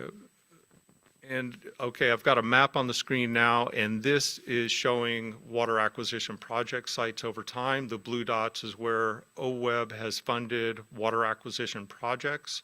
The 4 red triangles are the 4 applications that came into OWEB this grant cycle. One of those in Josephine County in Southwest Oregon, 2 in Jackson County, also in the Rogue Basin, and then a fourth project in the Deschutes Basin, in the upper Deschutes Basin that you heard a little bit about from public comments. There was a fifth application in the John Day Basin, but due to water conditions this year, the applicant reached out, or actually was contacted by the water right holder and said with drought conditions and limited snowpack and limited reservoir fill, felt like they weren't going to be able to meet the obligations of a water use agreement they were about to sign on to, and decided for this year they wanted to put that project on hold. I did want to point out that where you see the blue dots around the state, that's just where Water Acquisitions has funded projects, but there's certainly been OWEB restoration projects and OWEB FIP projects that have funded irrigation efficiency projects that have resulted in permanently protected in-stream flow. That's happened in the Walla Walla Basin, in the north end of Umatilla County, in Hood River, the upper Deschutes Basin, and some other places around the state as well. And also the Columbia Basin Water Transaction Program that BPA funds has funded numerous water transactions throughout the northern part of the state and tributaries of the Columbia River.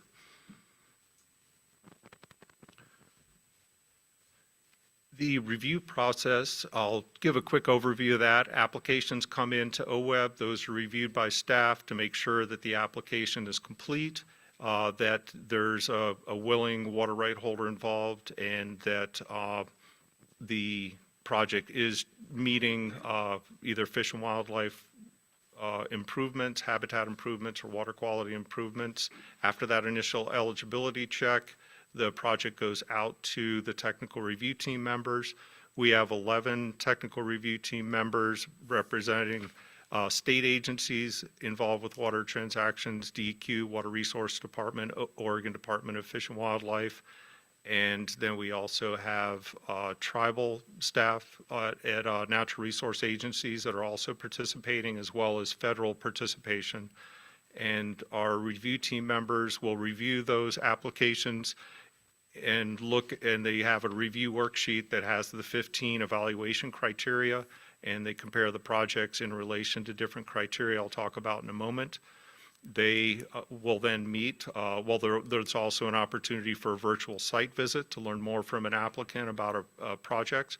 Then there's a virtual meeting where there's a discussion going through each of those review criteria, whether the project is meeting all the criteria, are there any strengths or concerns. All that is summarized in notes by staff, and we provide that as an evaluation, and then all that is brought to the board for a review and a decision. The evaluation criteria, there's 15 of them. I'm not going to read through all those, but they're basically around 5 components: the characteristics of the water right, the ecological outcomes, does a project meet, if it were implemented, what would be the benefit in stream, and what is the watershed context of the project, what other types of projects are happening there, what plans are being implemented at the state or federal or tribal plans that have been put together, and what is the capacity of the organization to be able to take on this work with it, and some of these projects are fairly complex. And then also a look at the cost effectiveness. What are the cost and benefits of the project? Does it make sense? Whether it's a 1-year lease or 5-year lease or permanent protection, there's varying cost and varying amounts of water going in stream, and that's looked at as well. So now we're going to get into the first of the 4 applications before the board today. This is the Oxbow Ranch project on Deer Creek. This is a tributary of the Illinois River, which is a tributary in the Rogue Basin. This project is an irrigation efficiency project that would leave 0.73 cubic feet per second in stream with an efficiency project on 138 acres. 100% of the conserved water would be left in stream, and that would be 307 acre feet of water per year in stream, and this is the most senior water right on the stream. It's, let's see the date, I believe it's an 1856 right, and so So an old right, and it would be protected in stream, yes, 1856. It would be in stream protected for 15 miles to the mouth with the Illinois River. ODF&W, Oregon Department of Fish and Wildlife, has been a partner on this project, working alongside Trout Unlimited, the applicant. And this ODF&W has already been working with this water right holder on an irrigation diversion improvement to make it more fish friendly and putting in an improved fish screen on it. And they're continuing to partner on the project, and they have emphasized the Oregon Department of Fish and Wildlife has emphasized the importance of this project, that it would provide 1/3 of the stream flow in low flow conditions where the stream gets down to just a few CFS in the summertime. And they've observed fish in isolated pools. This is a stream that contains ESA listed coho salmon, Chinook salmon, steelhead, cutthroat trout, and Pacific lamprey. If this project were implemented, it would be implementing actions listed in the NOAA's recovery plan for Southern Oregon, Northern California coastal coho, and it also would be implementing Oregon Department of Fish and Wildlife's Rogue South Coast Multi-Species Conservation Plan, and it would meet 21% of ODF&W's minimum flow targets for the stream. And looking at the cost of the project, the cost is based on the equipment needed to put in the pipe, the pivot systems, and that's what determined the cost of the project. They've secured half the funding needed already from Water Resources Department's Water Program Grant and Loans Program. The next project before the board is the Big Butte Creek Water Acquisition Irrigation Efficiency Project, also in the Rogue Basin. This project diverts water off of Huckle Creek, which is a tributary to the South Fork of the Big Butte River right by the town of Big Butte. And it was brought by Trout Unlimited as a project. And this project is unique in that it's asking for both a water right purchase funding to purchase 26 acres of the water right, in addition to doing an on-farm efficiency project with the remaining 45 acres of the water right, which would also put water in stream permanently, 0.171 cubic feet per second. So a total of 0.6026 CFS would be going in stream from this project. It's a smaller proportion of the flow target, but it does provide cold water, which is essential in this part of the state where stream temperatures are often getting high for the fish species. And the species here in this system, just like I'd mentioned on Deer Creek, ESA listed coho salmon, Chinook salmon, lamprey, steelhead, and cutthroat trout. And again, implements the Sonk coho plan that NOAA put together, and also Oregon Department of Fish and Wildlife's recovery plan that they put together for aquatic species in the system. This project has secured match funding from Oregon Water Resources Department's Water Program Grants and Loan Program. And the cost is considered reasonable and within the range that has been put together for rogue water valuations. The third project before the board is the Evans Creek Stream Flow Restoration Leasing Project.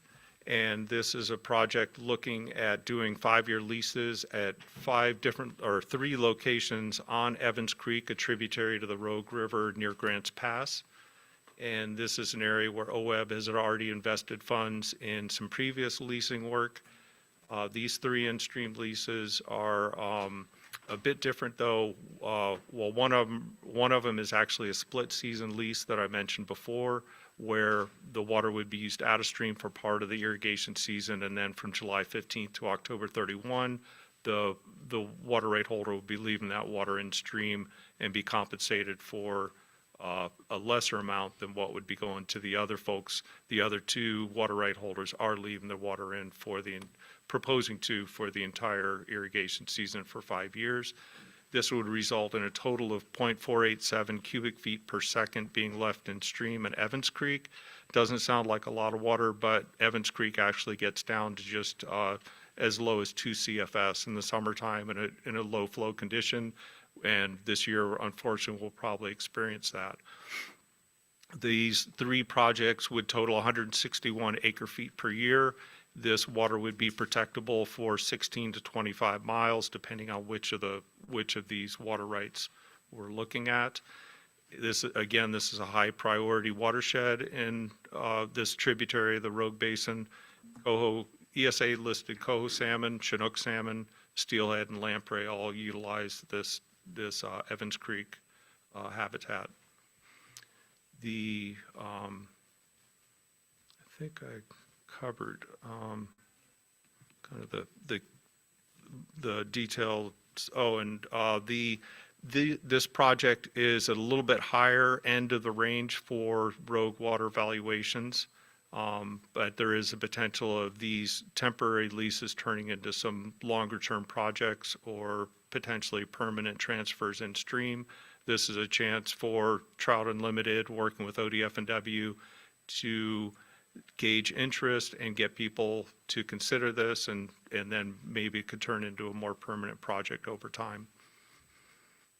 And then the 4th project we'll be talking about, you heard a little bit from public comments today about the Arnold Irrigation District Main Canal Phases 3 and 4 piping project.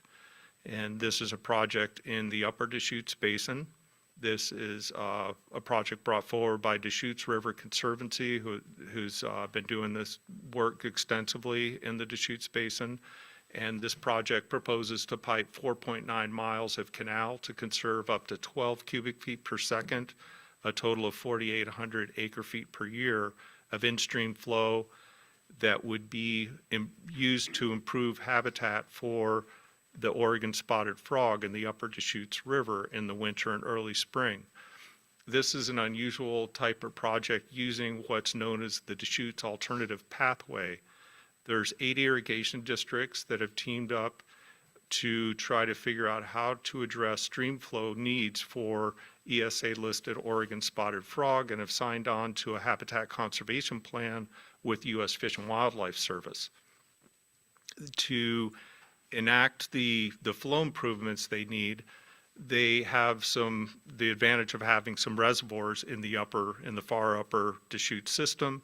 One of the irrigation districts has junior water rights. Due to that, they had the need years ago to build a reservoir, the Wickiup Reservoir. So the arrangement that's been worked out is the districts with more senior water can do conservation projects, leave that water in, that goes on to North Unit Irrigation District, who has the Wickiup Reservoir. A corresponding amount of water is left in stream at times that Fish and Wildlife Service has decided that water should be in stream to benefit spotted frog. And so that water is in stream at a different time of year than when it's typically being used for irrigation season. If you look on the map, you'll see a green line, and that's what Chris had mentioned earlier, phase 1 and 2 that's already been piped. That produced 20.5 cubic feet per second in stream that's already being realized for this current proposed project. They're asking for funds to do canal piping further up on their main canal, and that's where that 4.9 miles of piping would occur. They've been able to secure $17.9 million from federal sources to help fund this project. They've also secured $2.8 million from Oregon Water Resources Department's water program grants and loans, and are asking for OWEB funds as an additional investment to be able to complete this overall project.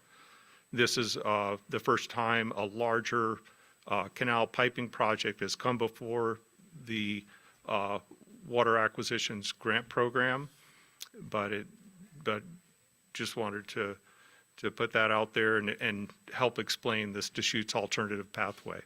But so that's the 4 projects before the board. Here's a list of those projects and I'll see if, Renee, is there anything I missed or you want to No, cover? the only thing I would add for the record, Renee Davis, Acquisition and Special Programs Manager.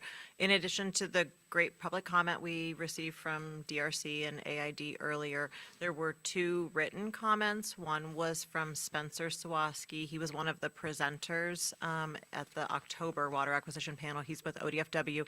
He provided the board with a written update about the status of the ODFW streamflow prioritization process.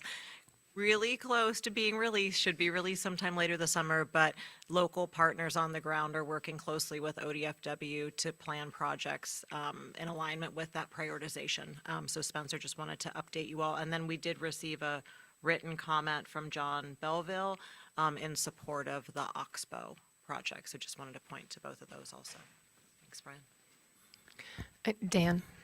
Good, Brian, on that previous slide, I couldn't read the legend and I didn't think I heard you. Is the red line the project? The green has been done and the Yeah, red? correct, yeah. Okay. Yeah, and then the crooked lines are the actual main canal, and then you can see the actual border of the entire irrigation district is also red.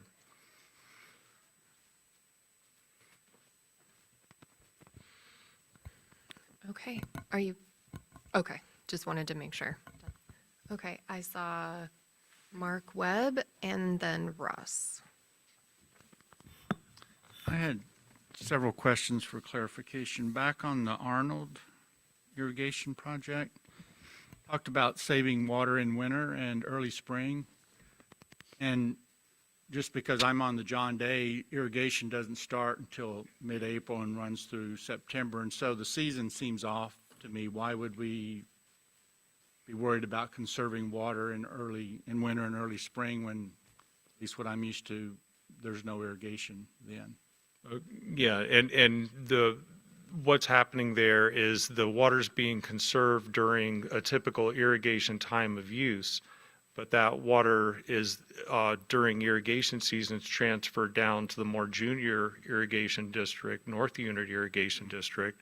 They have a reservoir, and they can have that corresponding amount of water spilled the following season to benefit Oregon spotted frogs and their eggs that are in habitat where they could get stranded, where that habitat in that system, in the upper system, could dry out. And so that's the arrangement that's been worked out. Yeah, it's unusual to have, the water, and it's more in the shoulder seasons. Fall and through the winter and early spring. Okay, that helps, thanks. And then on the Evans, kind of a similar question. I think it said 2 full season leases, April 1 through July 15. Again, for the John Day, April 15 through mid-July would be a split season lease. Yeah, and I'm looking at that, and that's a typo. That should read April 1 to October 31. Okay. Yeah, for the 2 full season leases. I apologize. That makes sense. Okay. And the other, it's a request. I don't think we can do it now, but I'm curious if ODF and W, or I think Trout Unlimited does, but if at some point, say 5 years into a lease, we could get monitoring results to see whether the water actually makes the difference that we're paying for? There's monitoring required as part of the grant agreements when we put that together with the applicants. If a project is funded, there's required monitoring during and after the project. Well, for leases, it's during the project. And there's also monitoring requirements that Water Resources Department requires. They determine what type of monitoring they want to see at the point of diversion to document less water's coming out of stream or no water's coming out of stream at that point of diversion, depending on what type of transfer it is, lease or transfer. And then there's also documentation that fields are no water's being applied to the fields, but then there's also in-stream monitoring to document improvements. There's a stream flow gauge near the town of Weimer, and that's a location where flows can be documented. There's already other in-stream leases on this system that can be tracked in-stream. But yeah, there's hand measurements done to measure that flow in stream as well as looking at the gauge readouts. Yeah, and I don't doubt the accuracy of that. Is the first project the Deer Creek? What was the first one you just said? The Oxbow. Oxbow. So as I recall, that's a really early water right. Have you dealt with anything earlier? Yeah, oh yeah, the Rogue Basin has really long irrigation season, and it's surprising to see that. But yeah, I think between the, farther south and lower elevation, long season. So what I'm wondering is, I don't doubt the water's being conserved and the measurements are appropriate, but I think it's like 15 miles to the mouth. And I'm wondering if it actually makes a difference for the critters in the water in that 15-mile stretch. So I'm thinking of surveys of fish and the like. And I appreciate, for example, if it was half the flow we're protecting here, that may not be a high enough threshold to make a difference. Doubling that would, but it would be nice to know that that water's actually making a difference in the location for the wildlife we want to help, and just being sure that we're conserving what we're paying for.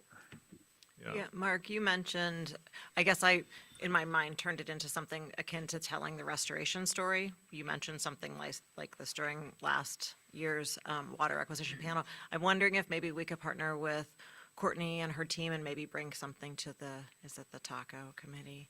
Is that the Tracking Outcomes Committee? Because I think, one, we need to figure out how to package up the information about the actual monitoring of the water in stream, but then pair that without asking our grantees who are focused on water protection, how do you overlay all the species data? But many of these projects are being done in partnership with Oregon Department of Fish and Wildlife as an example. So how we can match up that information over a time horizon where you start to see some of that response in the system, and maybe bring it at least to the committee, but maybe you could audit the committee that day, to just share some of the outcomes, because I think you're getting at some of the outcomes. I'd like to see that. I mean, I don't have any doubt that this is a good investment, but I would like to see the outcomes. Yeah, that's a good point.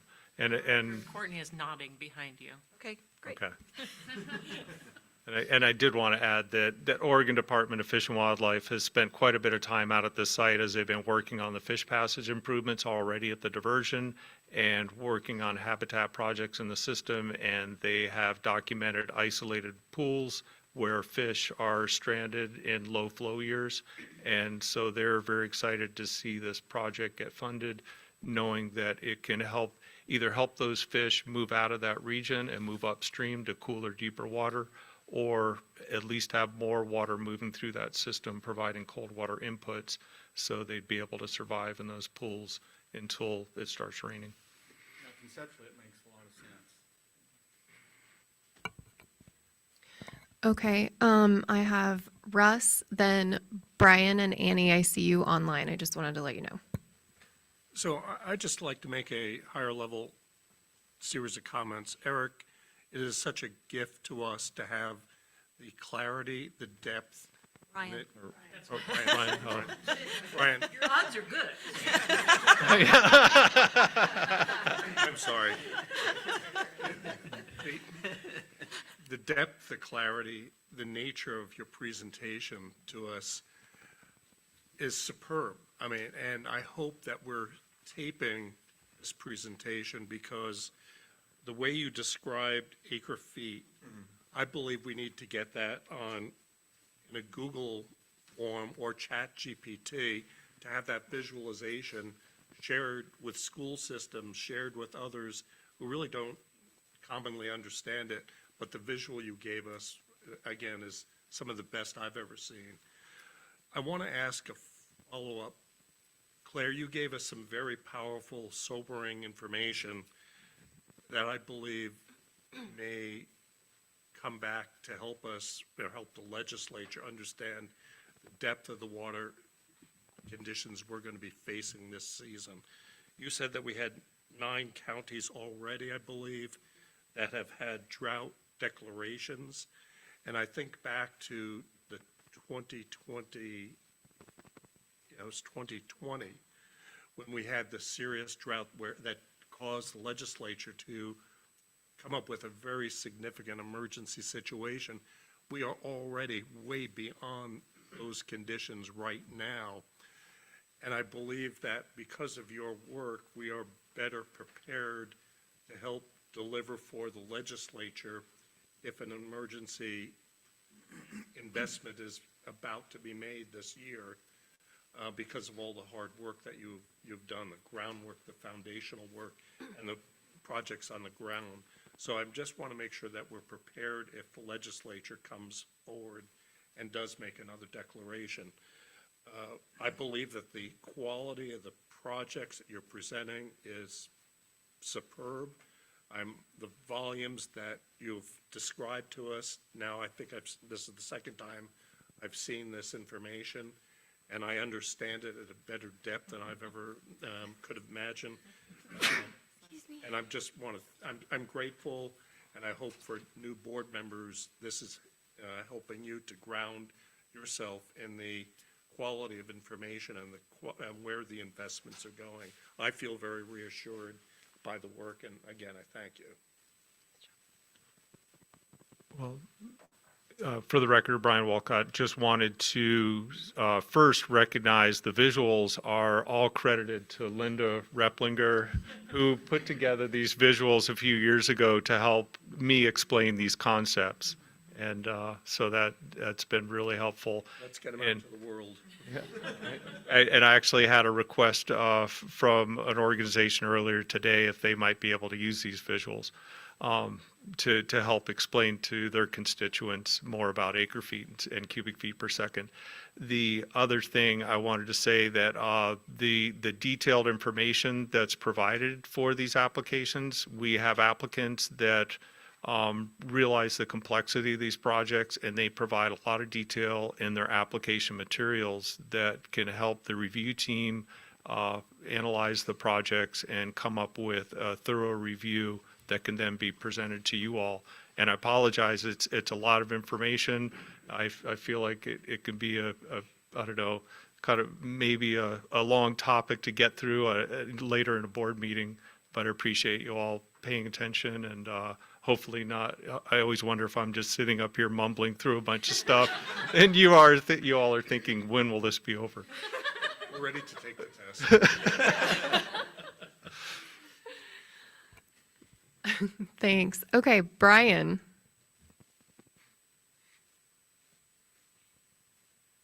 Got to hit that button first. Yeah, regarding Mark Webb's comment on the monitoring, and Brian and Renee will correct me when I say something wrong here, but I'm pretty sure that all of the application process has a description of any monitoring that's underway, and I think most, or perhaps all projects include some level of that implementation monitoring. You know, are we actually getting what we're paying for piece? But regarding the effectiveness monitoring, there is some. That varies quite a bit by project, and sometimes there is work related to that's going on, including through ODF and W. I think that it's a good question. Are we getting the outcomes that we want? I would encourage us to try to make sure we take a more targeted approach there, where we don't require every project to try to answer that question, but to do some targeted studies in places where we're dedicating enough resources to actually answer the question scientifically. And I think some ongoing coordination with perhaps Spencer and the broader ODF and W team, we could do that, and including through the monitoring subcommittee could perhaps take that on. But anyway, just conceptually, I think we should try to do that in a targeted, limited way so that we can answer those questions, but to try to tackle it at a broader programmatic level. Thanks, Brian. Annie? Thank you. For the record, I'm Annie Burney with NOAA Fisheries. Thank you, Brian, for your presentation. It was really well done. I have a question about, I guess, the Arnold Irrigation District project. And Brian, you did talk about its relationship to the district's involvement or partnership in this habitat conservation plan for the Deschutes. And I was curious if the review team or you have any more details about. I'm familiar with a conservation program that lies within a habitat conservation plan, and that's required as part of the plan. So the monies, the funding assurances would already be there, but it sounds like perhaps, and I might be mixing two things up, I apologize, but just some clarity on kind of monies from the federal agencies and OWEB that are going to be put towards this project versus what would already be promised, I guess, as part of the habitat conservation plan, if that question makes sense.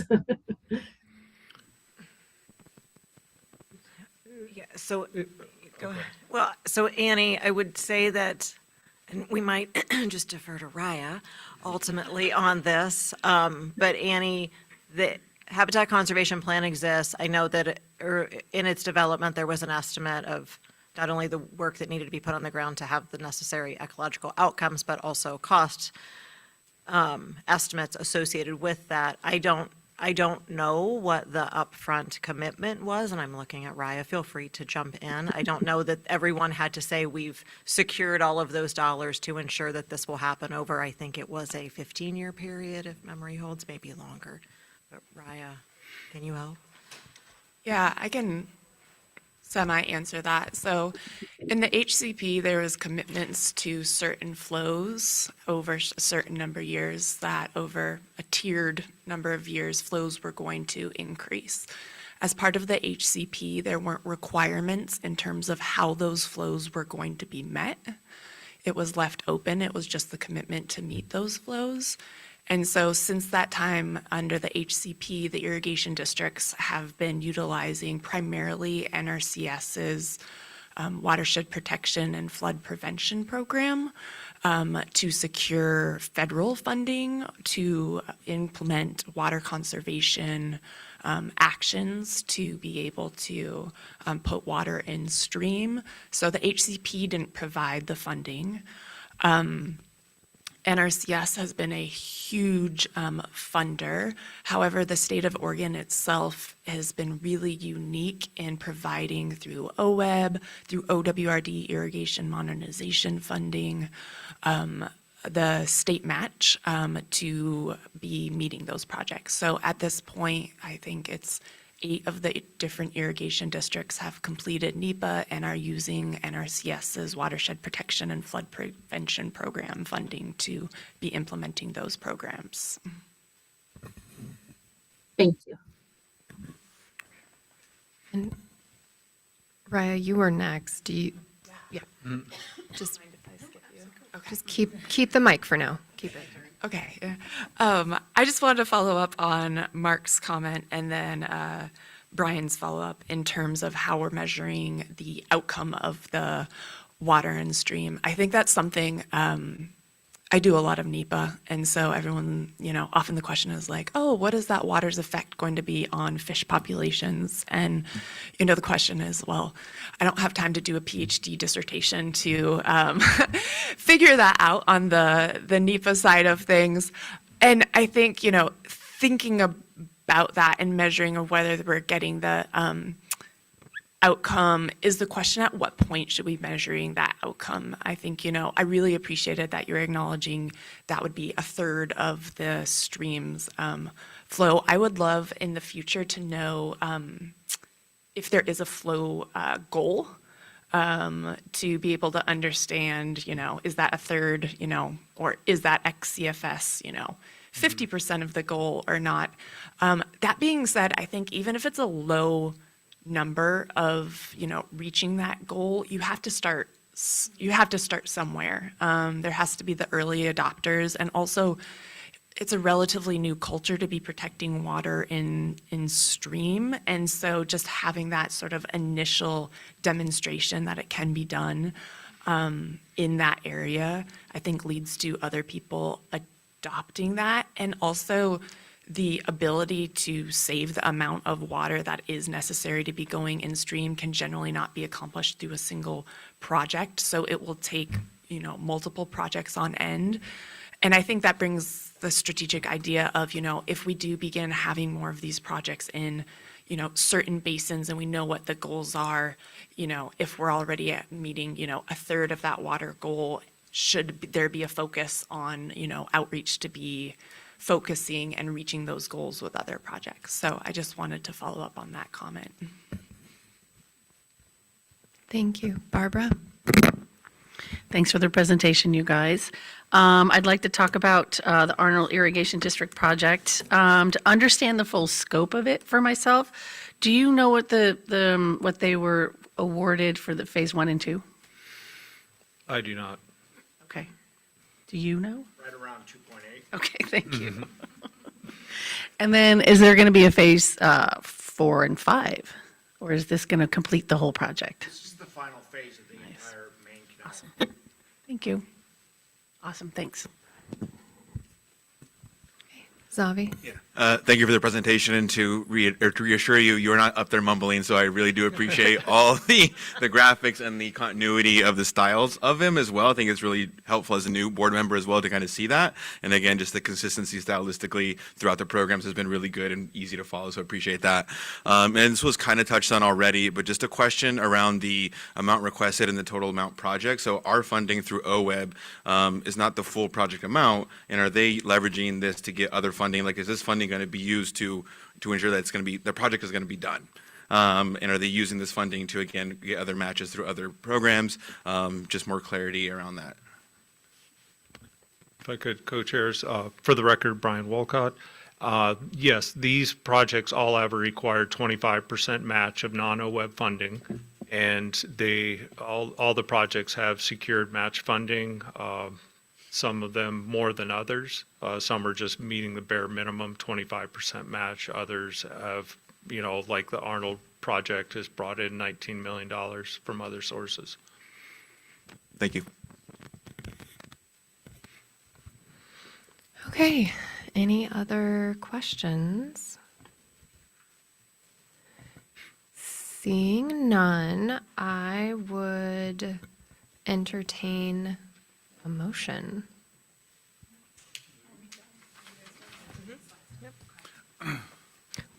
Okay, Woody, wait.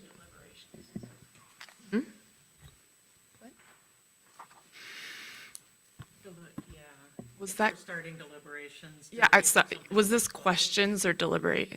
Okay. Oh, I kind of just threw them all together. Okay. Would we like to start deliberations now?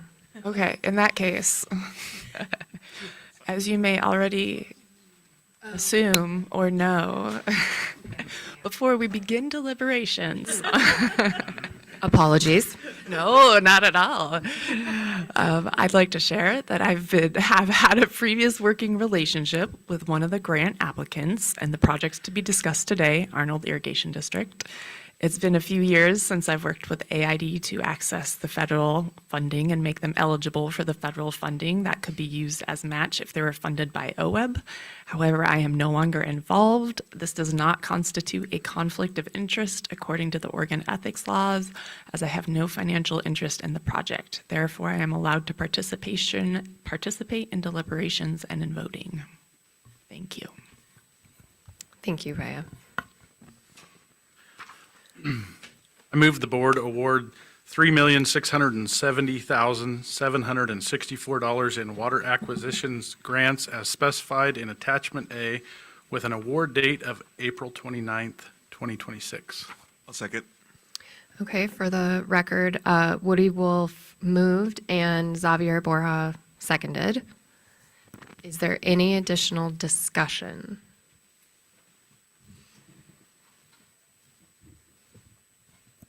Okay, seeing none, I will hand it over to Nicole. Okay, thank you. Nicole Bettinardi for the record, for day two's record, I guess. As a reminder, for all of our Action on Grant awards, we have a special requirement of at least 8 voting members, so we will do a roll call voting for this to make sure that we meet that. Visually, I see that we meet that. So, Lindsay McClary. Yes. Kelly Coates. Yes. Russ Hoflick. Yes. Zavi Borja. Aye, yes. Raya Bushnell. Yes. Barbara Boyer. Aye. Mark Webb. Yes. Did you do it into the mic? I did it. Okay, excellent. I did it into the mic. Thank you. And Woody Wolf, Yes. Mark Labhart, and Lizette Power are out. We have quorum and the motion passes. Thank you. All right.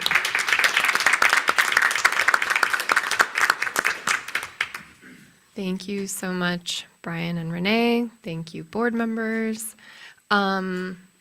Okay.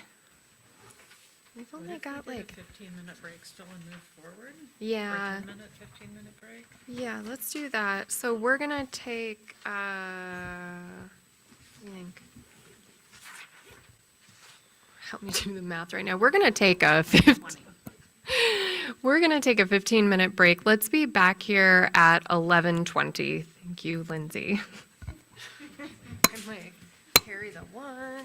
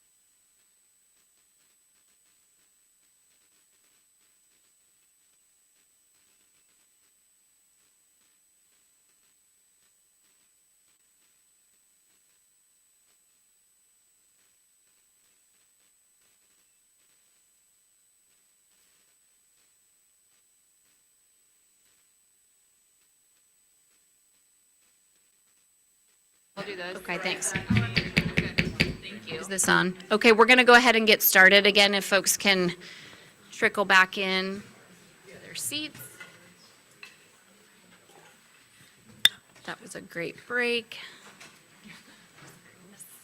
Yeah. Snacks. Okay, so we are at item N of our agenda, which is the water acquisitions rules update. This begins on your ebook on page 62.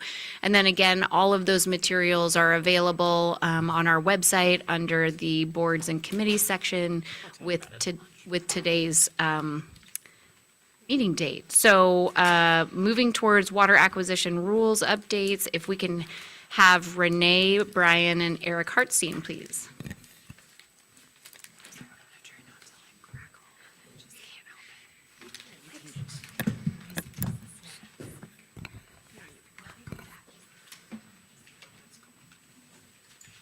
Good morning, co-chairs, members of the board.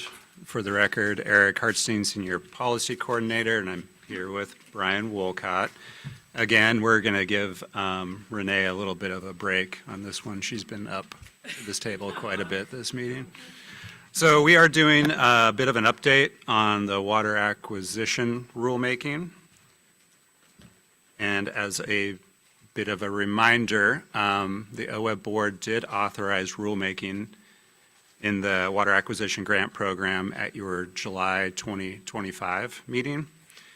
And then following that authorization, OWEB staff assembled a rulemaking advisory committee, or a RAC, to help develop the rule revisions. And that RAC was made up of applicants and grantees to the Water Acquisition Grant Program. We had a tribe that's involved in water transactions, water conservation representation, an organization representing water users, and state agencies, including those that serve on the program's review team. We had 5 RAC meetings that were held over the fall and really kind of getting into the spring.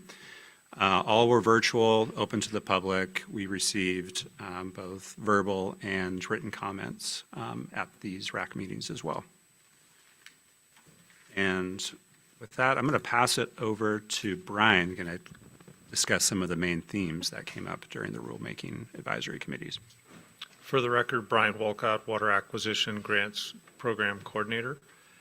I will just provide a brief summary on these 5 major themes that came up during our meetings. We thought we'd be able to cover these topics in 4 meetings, but the conversations got more involved and we ended up having a 5th meeting. But out of that process, we came up with some definition improvements with our definitions in the rules, just providing more clarity, especially around the different water transaction mechanisms, making sure that our language in the rules lines up with the rules and statutes and how Water Resources Department programs describe the different transaction mechanisms, just to make sure that we're coordinating among state agencies. There also wasn't a definition at the time for water rights, and so we built that into the rule as well, using the same definition that's in that Water Resources Department uses. The other topic of eligibility was, or eligibility is another section of the rules, and in that we clarified eligibility around activities related to water acquisition project planning and development, project design, and outreach. And here is where we created the opportunity for an applicant to build a line item into their grant to provide funding for project development work that will lead to a water acquisition project, as long as there is a actual defined water transaction in that application. They can have the opportunity to work on other project development in that same basin that will lead to another water acquisition project in the future. Also, during the eligibility discussions, we decided to spend some time talking about groundwater acquisition as an eligibility. topic. This is something that was brought up by public comments, both written and verbal comments, said the Water Acquisition Grant Program should consider groundwater projects, especially where there are groundwater-dependent ecosystems where surface water bodies are dependent on groundwater inputs. And the RAC members thought, well, we could see an application come in sometime in the future. We should talk about what it might take to do that. And there was a long, drawn-out discussion around the science that would be needed to justify that type of a project and show that it could be protectable. Also, what would be the regulatory frameworks involved? What kind of measurement would be needed before, during, and after that type of a project? There was a decision not to have groundwater projects mentioned in the rules, but there will be future discussions around that topic subsequent to the rulemaking process. Another theme was around the evaluation criteria. As I'd mentioned earlier at the last presentation, we have 15 criteria around the water acquisitions program that our technical reviewers use to review those applications. And we fine-tuned some of those evaluation criteria, including more detail on the characteristics of a water right, making sure that that water right can be protectable if OWEB funds a project to protect that in stream, and also looking at the allocation of conserved water program. And if a project is using the allocation of conserved water program, there is a preference for projects that leave a greater percentage in stream than what's currently required by law. That minimum of 25% is a great improvement to stream flows, but a project would certainly go a lot further for the Oregon dollar invested if the applicant and the water right holder are able to come up with an agreement to leave a larger percentage in stream. So that's described in there as well. And then there also was a decision to put into the proposed rules that if it's using the allocation of conserved water program, that the water right be given the same date and same minute of, so it would have the same, the exact same water right date as what would be used out of stream would be used in stream. So in a low flow river stream situation or a bad water year, the water that's left in stream would be there and served on an equal basis with what's used out of stream. So that was an adjustment that's being proposed. Also, there's a public involvement section of the rules, and with that, in the old set of rules, there had been a carryover from another rule set that actually called out the need for public hearings around conservation easements. And these water acquisitions are not conservation easements, so it wasn't really appropriate to have a public hearing around that topic. And so that reference was removed, but there's certainly opportunities for public involvement with the process through OWEB board committee meetings, the OWEB board meeting itself, and then many of the transaction types, as I mentioned earlier today, go through a public review process with Water Resources Department if it's a lease or a transfer or an allocation of conserved water project. So there's multiple opportunities for public comment. And that's it for the 5 major themes. Okay, so Brian and I wanted to come before you today just to get a sense of the board on the themes that Brian mentioned, to make sure there's not any overarching concerns from board members on those themes. And if it is affirmative to move forward, again, this is not an action item, it's an information item. We will be filing a rulemaking notice with the Secretary of State's office. In fact, it's kind of ready to go right now for the May 1st bulletin. Just need to hit submit. We will be seeking both tribal and public comment on the draft rules throughout the month of May. And then in early June, expect to review and respond to comments received, including if those comments will result in a change to the draft rules. And then you would see those final draft rules before you at the July meeting for consideration for approval. So with that, stop and see if there's any questions.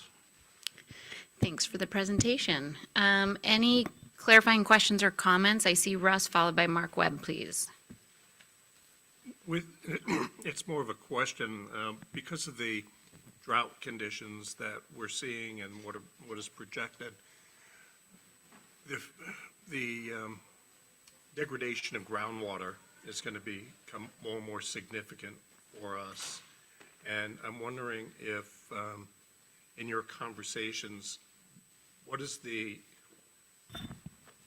conversations like with hydrologists associated with the vulnerability to our riverine systems and the water availability as those groundwater systems begin to decay over time, and how are you factoring that into your rulemaking? Thanks, Russ. That, is certainly a big concern, and the way the program is set up right now, it's oriented towards surface flow improvements for fish and wildlife habitat and water quality. But there is an acknowledgement that a lot of these streams, once all the snow's melted, they're dependent on base flows that are being provided by groundwater inputs. So there's definitely a connection there. But currently, we don't have legal mechanisms set up in the state to provide some of the regulatory frameworks that would allow restrictions to groundwater for the benefit of surface flows. It's challenging. There's some places where the state can do that. There's been places where that's been tried and legally challenged. And so it's very complicated, and hydrologists and geohydrologists are necessary often to sort out whether water is protectable, legally protectable. And I think that if we do have further discussions around groundwater and potential water acquisition projects, we certainly want to hear from hydrologists and scientific experts to see whether that might be a possibility or something we should consider. Great. Mark followed by Kelly, please. Sorry, my pen's not working, so I couldn't jot my notes, so this will probably be incoherent. But the conserved water junior water right has been 1 minute after the regular right holder time. How does that work? And my question will be, have you talked with the water right holders, and how would making the existing or the original right or the new junior right same time as the existing older senior right, particularly in a low water year? Just trying to get clear on that and whether you've talked to them about it and whether they support it or not. Sure. And with our RAC membership, we had a variety of members on the board, or on our RAC, Rules Advisory Committee, including out-of-stream water users. So there was some opportunity for input there. We also publicly advertised that there were public comment opportunities before each and every RAC meeting and during the RAC meeting.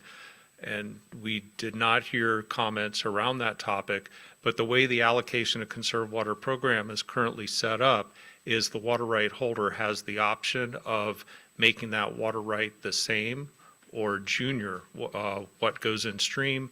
And I also know of an example where an irrigation district wanted to make their application more competitive. They actually chose to make the water right, the new water right that goes in stream from the conserved water, senior to what they take out of stream. Wow. And so the water right holder even has that option. And I think an applicant and the water right holder would know that this would help make their project more competitive. But in a low water year, like you described, there could be an instance where if the water in stream has the exact same date, same minute as what's being used, well, in stream and out of stream has same date, same minute. If there's low flow conditions, the water master would have to dial back both those water rights and at the same time, so they would both take an equal hit. Okay. Or reduction. Yeah, and I wouldn't want to create more work for you all, but I just know in rural communities, oftentimes people who might be impacted by these things don't participate in those kinds of committees, and I'm just wondering if there's a way to reach out and get a sense of whether that might not sit well. And maybe it's Yeah. not a big deal, I can see people not being happy about that. And is it forward-looking, so it doesn't apply to people who have already entered an agreement and have? Yeah, this would be forward-looking. It wouldn't apply back to previous allocation of conserved water projects, but I see Renee stepped up to the table, so. Well, she's trying to make sense out of what I'm not No, saying clearly. no. The only thing I was planning to add for the record, Renee Davis, Acquisition and Special Programs Manager, is this is an important part of the RAC process that we then will work closely with any applicants for the program to make sure they understand the change to the rules. We underscore that in program guidance because the responsibility of an applicant coming into a program in partnership with the water right holder is they need to be having that conversation with the water right holder so they're really clear on it. And we'll make sure, and thankfully we had all of our current applicants in the Water Acquisition Grant Program on the RAC. It's really important that they understand and communicate that change out because that could change the calculus for some water right holders as to whether they would engage in a project that had OWEB funding, if there now is that equal date. But we will work closely with our applicant community to make sure they're talking with water right holders about that, rather than us going directly to the water right Yeah, holders. however you would do it. So if it is in rule that they have the same date, and an applicant if this is approved, and in 2 years an applicant wants to do something, there's no latitude for them. I mean, this is fixed, same date, time. Yes, Mark, it would be fixed if they're applying through the Water Acquisition Grant Program. They certainly have an opportunity to apply through the OWEB Restoration Program that doesn't have the restrictions on those rules. They could go ahead and do an allocation conserved water program through that venue or through other funding sources. That's the only thing I might have hesitated on what you shared in terms of the rule. Thank you. Okay, Kelly, followed by Dan Brown, please. Thanks. So I think I'm just looking for a little clarification just on the groundwater piece of things. And at this point in time, I know, right? Like that's the $1 million question right now, right? Overall. So at this point in time, it is not going to be, what you're hearing from the RAC members is we're not going to include the groundwater piece in this moving forward. Yeah, that is correct. Okay, Like, yeah, so I just wanted to make sure 100%, we're not there yet. Yeah, there is a possibility that we might put some information into the application guidance in case somebody is considering doing a groundwater acquisition project, to let them know that there could be a really high bar in the justification, the scientific materials to demonstrate that a connection currently exists with groundwater and surface water. But then also, if they were to do a project, how would there be adequate regulation in that region for their well, other wells, and monitoring on stream? But it could get really complicated, and in the past, those types of projects, often require tracer studies, hydrologist analysis. So it could be really challenging. Okay, yeah, makes sense. I feel like we need more to do that accurately and appropriately. Okay, thank you. Okay, Dan, followed by Brian. Hey, Brian, so just to clarify, you said that under the eligibility, there's a change that if you're doing acquisition, you could also add funding for development? But you have to have the acquisition. Is that right? Yes, Did I yeah. understand? If, in an application asking for funding for an acquisition, there can be an additional line item for further project development in that same basin or a portion of that basin to develop further water acquisition projects. Okay. So it's opportunity to provide some programmatic funding for these water trusting organizations to be able to develop other projects, to do the outreach, the planning with water right holders. And with that type of work, that's also eligible for like open solicitation, like technical assistance grants, or no? Yes, they are, and yeah, and we have seen those funded in the past through the technical assistance. Okay. I mean, knowing this board, I envision this future scenario where there's more projects than money and arguments over like how to sort of adjust the funding to try to do it all. And, you know, with water acquisition limited and open solicitation broader, like maybe it'd be better to use open solicitation funds for that work. And I'm not saying it's not a good idea. I'm just like saying that I can see this board trying to figure out how to do something differently in the future where like, okay, well, maybe we'll slide some of that technical assistance open solicitation money over to cover that part of the project or something like that. No, thanks, Dan. That is a concern, is the amount of funding available to do actual water acquisitions. But at the same time, looking at some of the other models out there, including the Columbia Basin Water Transaction Program, where they're funding half of the funds that they provide each year are going towards programmatic costs to develop projects. And they have a really good track record through the years of the amount of water they put in stream, because there's these entities that are funded around the Columbia Basin region that can apply for that funding, develop projects, and then bring those forward each year. And so we are looking at the opportunity to replicate that on a smaller scale. Thank you, Brian. Yeah, thanks. I just want to affirm the wise kind of recommendation to handle groundwater the way we talked about, which is to defer it for now. Yeah, I have a background in groundwater hydrology, and it's it's back to Mark's comment around making the connections between, are we getting the ecological outcomes that we want when we put water back directly into streams?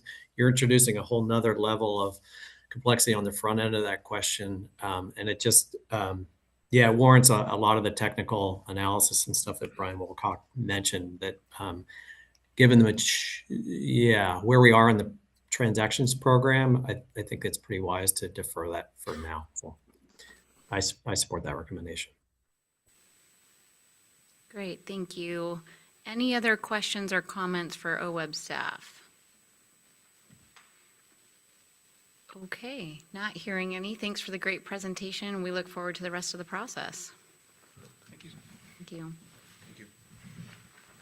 Okay, we're running a little bit early, so I think we're going to break early for lunch. It's 11:45. We're scheduled to start item O at 1 o'clock, but I would propose starting that at 12:45. Cool. Okay, be back here. Thank you.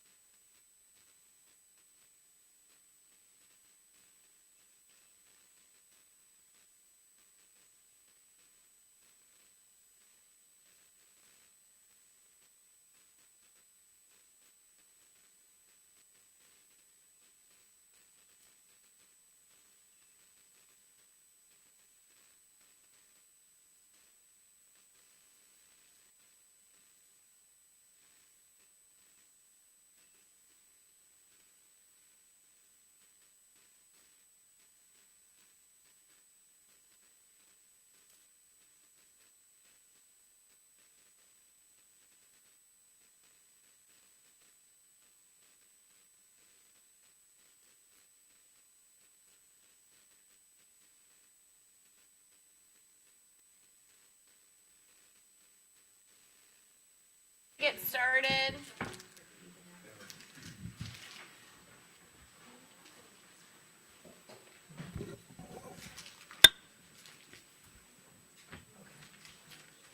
You have our full attention.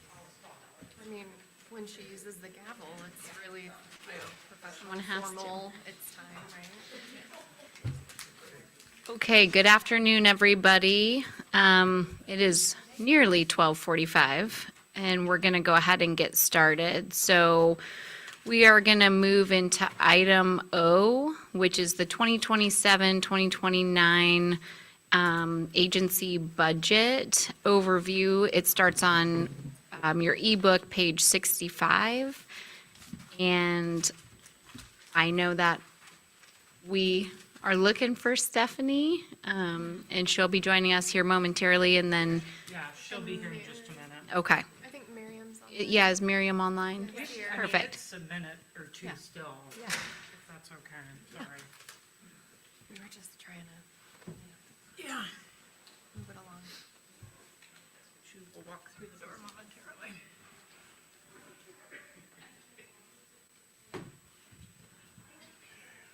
Here she comes.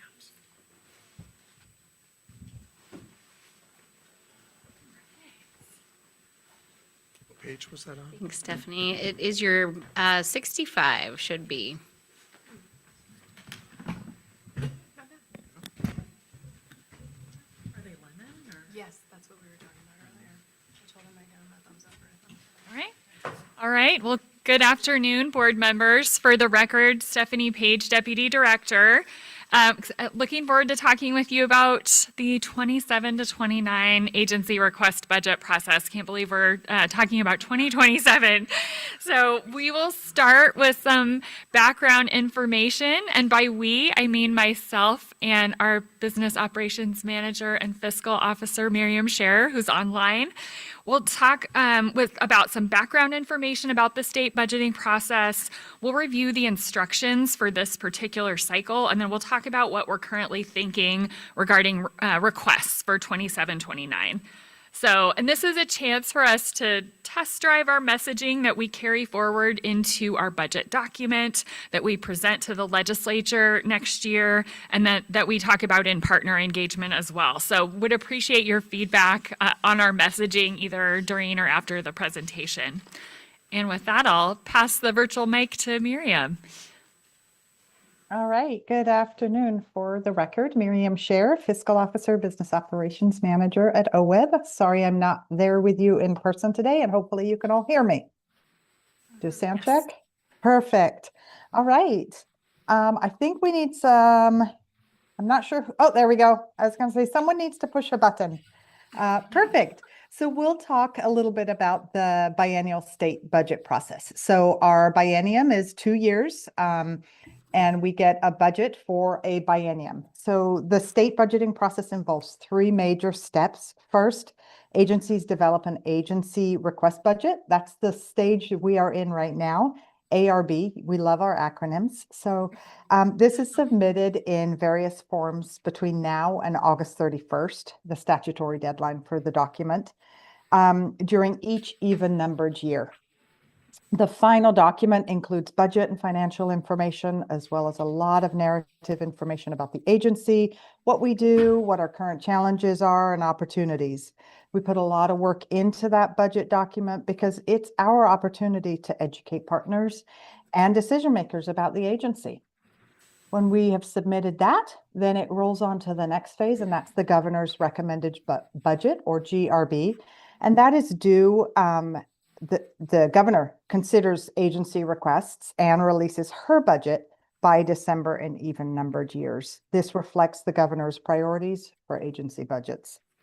And then the final step is the legislatively adopted budget, or LAB. The legislature considers each agency budget during the long legislative session, so that happens in odd numbered years, and adopts a budget for each agency. Agency budgets are captured in bills, just like any other kind of legislation. When the legislature adopts each agency budget bill, the bill goes to the governor for her signature. All right, and then some more acronyms that we'll get familiar with and some terminology for those who aren't familiar.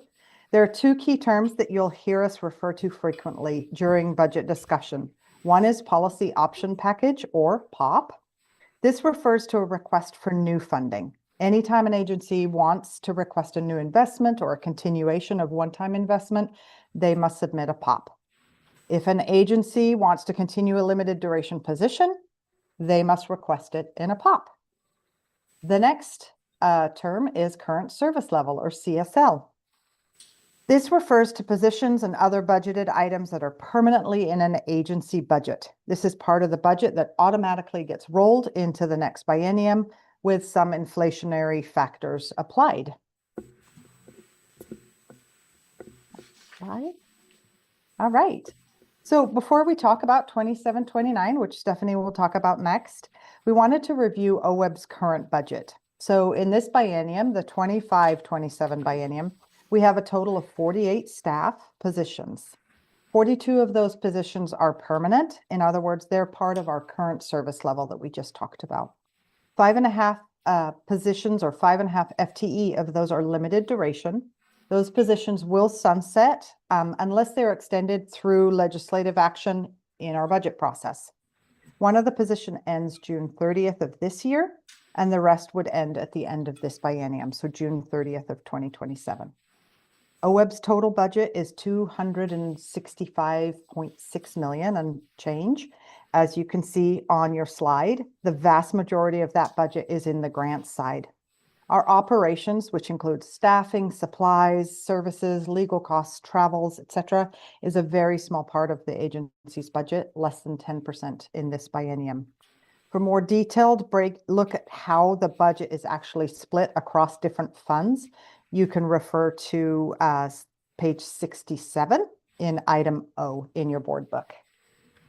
And with that, I will hand it over to Stephanie to launch us into 27-29. Great. All right. So the instructions for the 27-29 agency budgeting process were recently released. And so the state's economic and revenue outlook are not great. It's also not terrible. So we are going to be extremely limited in what we can ask for. I also want to note we're not being asked to prepare reduction options beyond the standard 10% list that we're required to prepare, so which has happened in the past. So just to give you a little context. One of the challenges for OWEB is that we've received a bunch of one-time investments over the last few years, and we've received several limited duration positions to help steward those investments. So those investments, by and large, are not in our current service level budget, and we're not going to be able to ask to continue several of them in the budgeting process.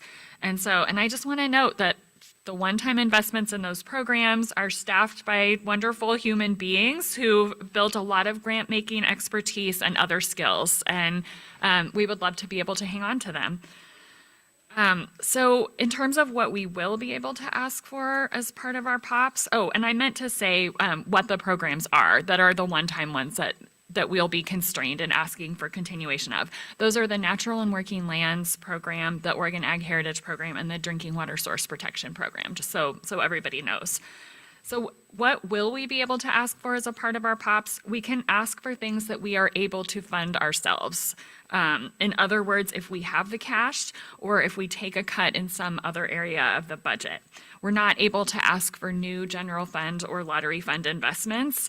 And there are also restrictions for agencies that are fee funded, so that there will be pretty strict limitations on when an agency can propose a fee increase as part of the budgeting process. All of the POPs require approval of the Governor's Natural Resource Office and the Oregon Department of Administrative Services Chief Financial Office, who we work closely with. So each agency had to submit an initial draft list of POPs by April 17th, and then we will hear back by the end of May if we're approved to submit those. There might be opportunities as the governor develops her budget, which again she releases in December, to identify investments that are consistent with state priorities, such as those outlined in executive orders. But that is at the discretion of the governor, and we can't include POPs for those things in our agency request budget. What we can do is highlight the programs and highlight some of the ways that they connect with those executive orders. So we can do that in our budget narrative.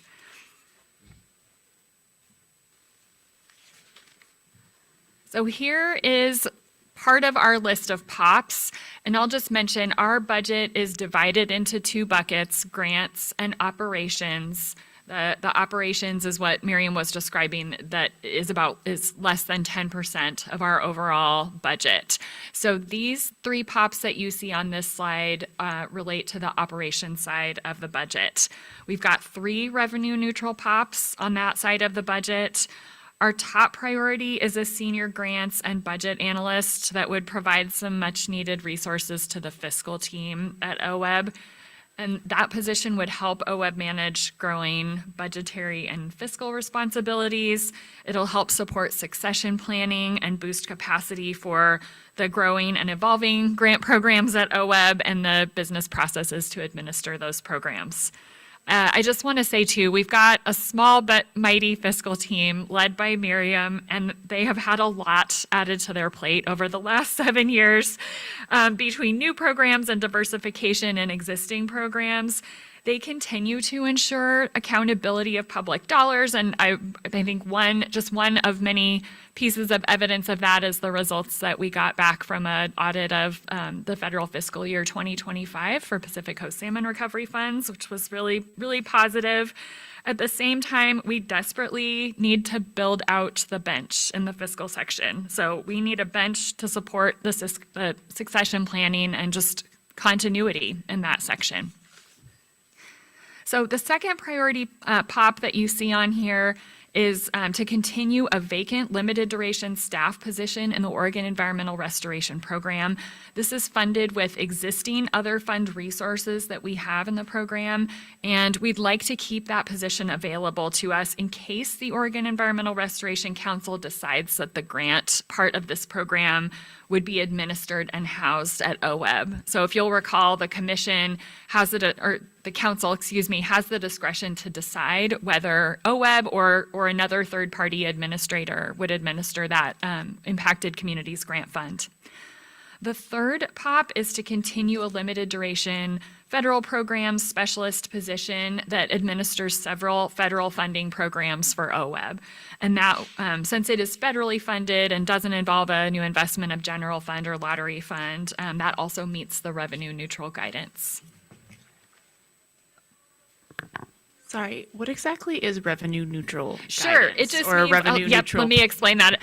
So it means that we either have to have the cash already to pay for it ourselves in terms of other funds, or we have to move things around. So in other words, we would have to propose eliminating another position or using a vacant position to fund the POP. That's a great question. I think a lot of folks have had the same question as we tried to understand the instructions.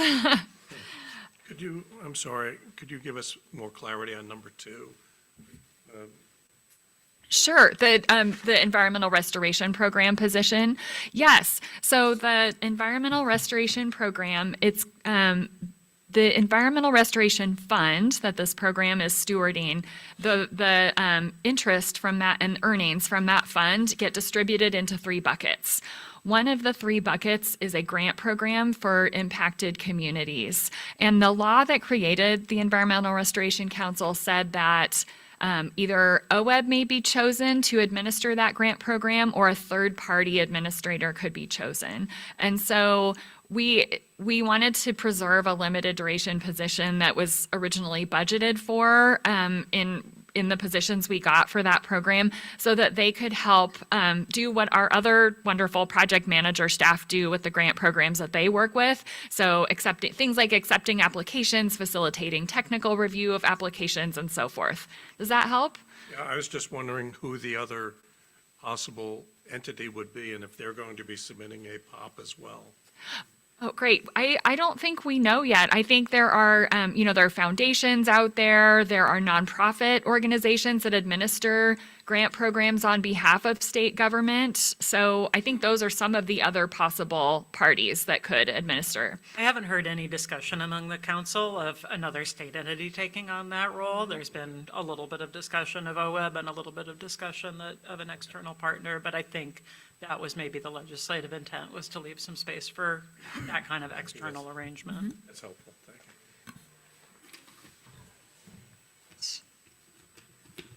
All right.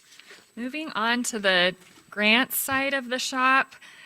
So the POPs that you see on this slide are very standard POPs that we request to give us enough spending authority to spend federal funds and other funds. So the legislature they approve a maximum amount that we can expend by fund type, and we cannot exceed that. So basically, we're just asking for permission to spend a certain amount of federal funds and other funds. And it's a mix of spending funds that are already committed in grant agreements and then anticipating additional resources that come to us. We also end up with spending authority for lottery grant funds as part of our current service level budget build, and those are based on lottery revenue forecasts. So even though you don't see lottery revenues on here, we will have that through the budgeting process.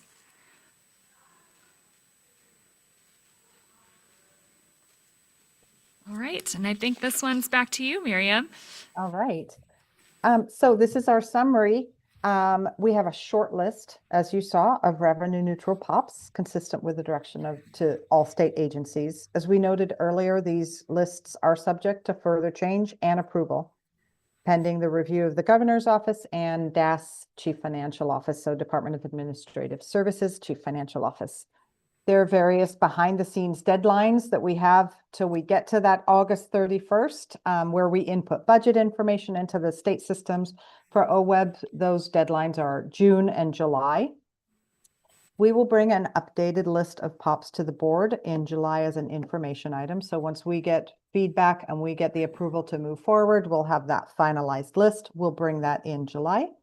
In the past, we've had the board approve a list of POPs, and as we become a more multifaceted agency working with multiple boards and commissions and councils, we thought this was an appropriate time to shift to sharing this information with the board as an information item. Sorry, the lights just went out for me. The full budget document for the agency is due August 31st, so that's that full document, and it will be submitted to DAS. It will be posted on our public. Uh-oh. Is everything okay? Yep, we can hear you now. Okay. I thought, well, let me wave. Let me wave and see if the lights come back on. There we go. So not sitting in the dark. So as I was saying, the full budget document will be posted by August 31st. Generally, we have sent out a link to that document to staff and board. So happy to answer any questions you might have. Great, thanks for that presentation. Questions or comments for OWEB staff? Kelly. So in the past, the board has approved the POPs, and it sounds like now we're just gonna get away, I understand, with like the Oregon Environmental Council, and we're sort of like, we're doing this a little bit, right? So that makes sense, but there's nothing in statute or law or anything that requires that the OWEB board approve the agency budget or the POPs, right? That's exactly right. Okay. Yeah, we did research that a little bit to try to to try to understand what was the rationale originally for having the board approve them. And what we heard back was, we just want to make sure that you all are talking to the board about what you're going to be asking for. And so we thought, well, if that is the goal, we definitely want to do that. We want the board to be fully aware of what we're doing, but it didn't seem like it required an approval process. Okay, thank you for clarifying that. Russ. So then perhaps this is a logical follow-up. So what is the state, budgetarily, what is the state of the Oregon Agricultural Heritage Program? Sure, I'll start, and Miriam, anything you want to add? So the program, so the board made the awards yesterday with the available grant funding in the program. So the available grant funding for the program is fully committed, and there won't be additional grant funding in the program unless the legislature makes a new investment in the program. And then in terms of the staffing, we have one position, Taylor's position, that ends June 30th of this year. The other, we have a limited duration position in the program, and Robin Meacher is in that position. If that position is not extended in the 27 to 29 budget, then the position she is in would end June 30th, 2027.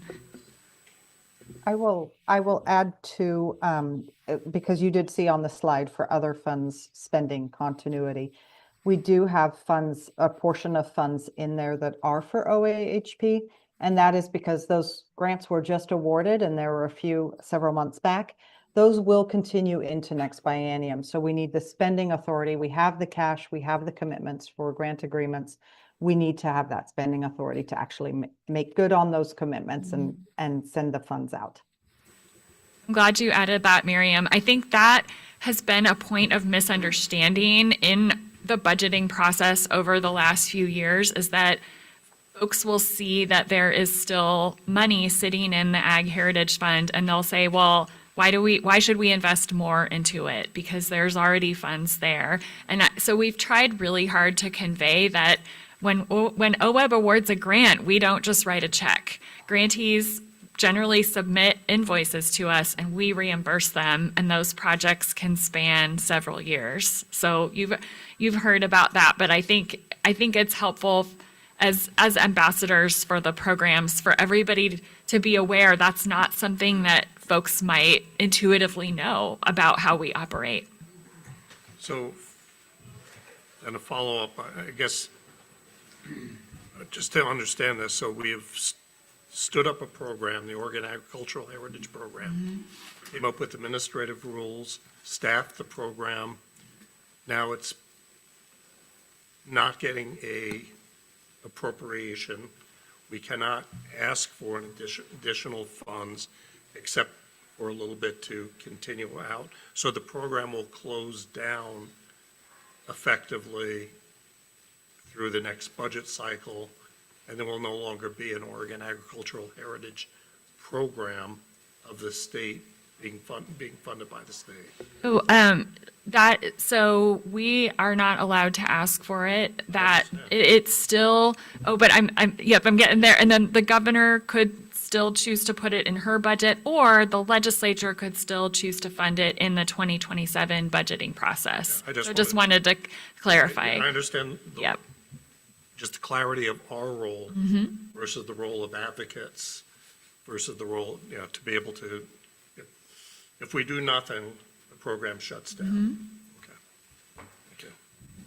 It goes on ice. I mean, I think it's really important, and we've talked about this with the OAHP team and with the commission, that was a lot of effort and a really important program, and it has been. And by the way, regardless of whether we have staff positions available in the next biennium, there will be grant management obligations that continue. These are perpetual easements in some cases, and long-term conservation plans. And that is a challenging situation to be in, even we only have lottery-funded positions, at some point to cover those projects, and that creates a real concern. It creates a concern for the reasons that you're hinting at and that I described yesterday, that this creates a lot of uncertainty and gap for partners that want to and have the availability and the landowner interest to continue to doing that work. If we had had an opportunity to request additional resources this biennium with ARB, I think we very likely would have advocated for the creation of a couple of permanent duration positions that would then be incorporated in current service level, where we just said, you guys send us all your legislative programs in the future, no problem. We're going to have a stable team here to catch that and recognize that the flavor of that and the priorities and values will change over time.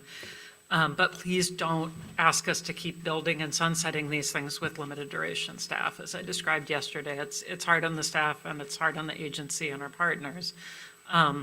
But we don't currently have a way to advocate for that, given the budget situation that the state's in. So to be clear then, the challenge is that we were never successful in getting this program to a basic service level. Incorporated into our current Incorporated into your service basic level. Yeah. service level. Yep. Or another way to say that, we haven't gotten permanent funding and staffing for OAHP, drinking water source protection, and natural and working lands. I don't want to forget those other two. You're absolutely right. Yep. Okay, thank you. Mark Webb. I'm good. Okay. Any other questions or comments? Seeing none. Okay, thanks for a great presentation. We look forward to another update in July. I will pass the baton over to. What? Oh, not from Stephanie. Talk about that later. Sorry. Sarah's going to have some comments on that. Okay, Kelly. Thanks, Lindsay. Okay, we are moving on to agenda item P, Land Acquisition Grant Program Modernization Update. And I'm going to hand it off to Renee. And I'm just on backup here. okay, I'm just handing it off to Renee then. Welcome back up, Renee. Thanks. Good afternoon, co-chairs, members of the board. For the record, Renee Davis, Acquisitions and Special Programs Manager. Miriam Forney is online with us also, our Land Acquisition Coordinator. Sarah can feel free to chime in at any point, and honestly, Russ and Dan can feel free to chime in too, here and there, since we are talking about ARE. So we are on agenda item P, Land Acquisition Modernization Process Update. We're on page 70 of your ebook. And I should say, this will not take 60 minutes. We held that time thinking we might be bringing preliminary recommendations. We're not there yet, so that's hopefully good news for all of you. You have control of your own destiny depending on how much dialogue you want. Okay, so we've talked at the last several meetings about the process we're undertaking to modernize the Measure 76 Land Acquisition Grant Program. So the Measure 76 program, as I mentioned, tiers directly from Constitution and statute with the specific intent of land protection for the purposes of significant habitat protection for native fish and wildlife species. So we will update you about activities since January, activities in addition to things like reviewing and bringing before you 9 grant applications for consideration.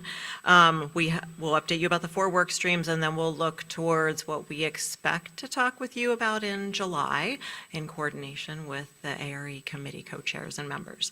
And just a quick reminder that Joe Botafuco from Colt did provide, I'm not even going to try to say it with the flair that he did earlier, with written comment in the packet, and it did mention the modernization process and some suggestions that Colt members shared. So just wanted to point that out to you. So the modernization process was launched in early 2025 in response to a few different directions. One was direction from Governor Kotek, specifically in her letter of expectations to Director O'Brien, encouraging the agency, directing the agency to review the land acquisition grant program and look for streamlining opportunities and modernization opportunities.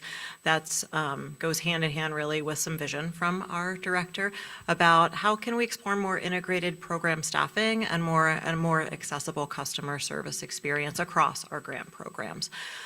So the modernization does give us the opportunity to identify some potential refinements and alternative approaches to improve program utilization, given that over the course of about a decade and a half, we've had some periodic processes, but we still have some chronic areas of tension or concern. So really an opportunity to take a hard look at the program. So we've built a work plan with multiple work streams that I'll talk about shortly. And it has been a long process. We're going on a year and a half, and hopefully we'll be able to bring some recommendations in July.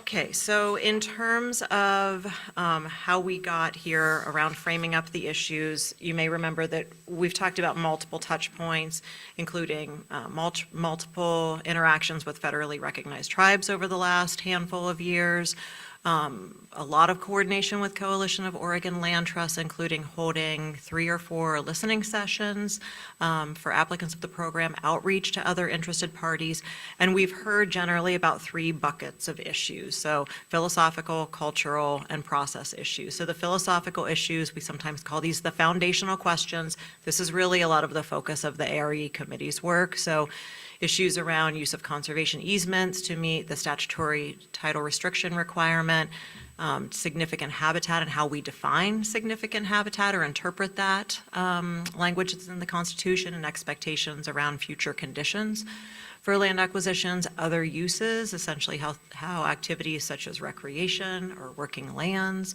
or cultural uses interface with habitat considerations, and then questions around risk tolerance. Is the agency, where are we falling on the risk tolerance spectrum, and are we a bit too risk intolerant, is some of the question there. In the cultural bucket, it's a range of issues around potential barriers or experience barriers to tribal participation in the land acquisition grant program. Again, we hear about risk tolerance in this category, customer service experience, and then some feedback we've gotten about board engagement and investment in land acquisitions. And then we have the process bucket. These are just a few examples. We've heard a lot about process suggestions or concerns. So it can range from transparency into an understanding of the review process, again, risk tolerance. And if we can increase flexibility, for example, in the due diligence period, that 18-month period after grant award that we talked about, level of detail in management plans, streamline grant making overall, just some suggestions, some concerns about process heaviness and ideas and opportunities for some streamlining there. Okay, so our 4 work streams, thanks Linda for the nice snazzy graphic there. Okay, so we have the ARE committee work stream, and the expectation with the committee is that it gives a subset of the board an opportunity to dive more deeply into what are really some meaty issues. Each one of those foundational questions is a really meaty topic in and of itself, and we've got 4 of those that we're working through. Opportunity to translate information to the OWEB board and ultimately to offer learnings and recommendations to the full board. The tribal workstream specifically focuses on issues of concern to tribal sovereigns, so engagement with the 9 federally recognized tribes. And we've engaged with the Nez Perce too through time. Third work stream is initial streamlining in advance of the 2025 cycle. That will be something we give very quick treatment to since that is in the rear view mostly. And then we have a placeholder work stream essentially focused on potential for rulemaking, but we'll need to sort through the need for that. Okay, so the ARE work stream, I've talked about the foundational questions. I mentioned those earlier, so 4 foundational questions. Progress to date, this will be a little bit redundant, but we have had multiple panel discussion opportunities within the ARE committee, hearing from some of the authors of measures 66 and 76 about what intent was meant to be attached to some of the passage of and language within the ballot measures. We've had at least one, if not multiple, grantee panels and a lot of opportunity for case study sharing and public comment. We had a wonderful tribal panel in December, hearing from, I think we had 6 federally recognized tribes, if not 7. So really great opportunity to hear some real world experiences about some of the feedback we've gotten through the various touch points. The committee's dug into 2 of the foundational questions, so I spent some time working through the question of use of conservation easements to meet that statutory title restriction requirement. At the March meeting, spent a fair amount of time talking through the topic of significant habitat and expectations around future conditions. So talking through how have we interpreted the statutory language through time? Has that been clear? Has the interpretation been more rigid than what may be reasonable or hoped for? Expectations around conservation values, as those are documented in conservation easements. What is our expectation around restored conditions and assurance of delivering on those if we're not guaranteeing funding? And then I mentioned it earlier, the management plan development process, and if that might be overly prescriptive or maybe not as adaptively management oriented as what our partners might hope. So had a good discussion about those topics. We've also woven some topics around risk tolerance and culture through the ARE meetings. Inevitably, risk tolerance has come up in a lot of these questions around if you're less risk tolerant as an agency, then of course you may lay out upfront expectations in a management or require things in a management plan document. So some of these things are definitely interconnected. At the June ARE committee meeting, we plan to get to the third foundational question around other uses. So again, that balance of habitat protection with recreation, working lands, cultural uses. And then as needed, we'll talk more about risk tolerance, but I do, again, feel as though that's gotten some fair treatment through the process. The charge that the committee gave us in March as staff is charge staff to bring back ideas and suggestions on how the 4 foundational questions should be answered, what program changes we would suggest to the committee to help get at some of the potential changes or refinements. And hopefully half of our time in June can be spent really sorting through what the staff recommendations look like, how that feels to committee members, and we hopefully can package up recommendations to bring to the board in July. I don't know, actually, I'll pause there. Dan and Russ, do you want to add anything at this point? Sure. I think that what we're asking is that you've received extraordinary volume of insight from a lot of experts, and we're now asking you to process as staff all the wonderful recommendations and give and consolidate that into a stream of recommendations to make sure that you're incorporating all the input that is there, and it's a rich volume of good information. And I hope that's where we're going. It sounds like that's where we're going. I was waiting for Dan. Dan, did you want to add anything? I think you did an excellent job summarizing it all. Thanks, Dan. Renee, did you want to stop and take questions, or did you have Well, more? since Mark is on the committee. I know you said Dan and Russ, I just wanted to respond to Russ, but I'm waiting. Can you use your, go ahead, Mark, please use your microphone. I just wanted to add to Russ's sort of directive to staff that in my mind, at least what I was also asking for is for staff as experts who deal with this to include their recommendations. So I didn't want us to overlook that. So, Thank you. Great.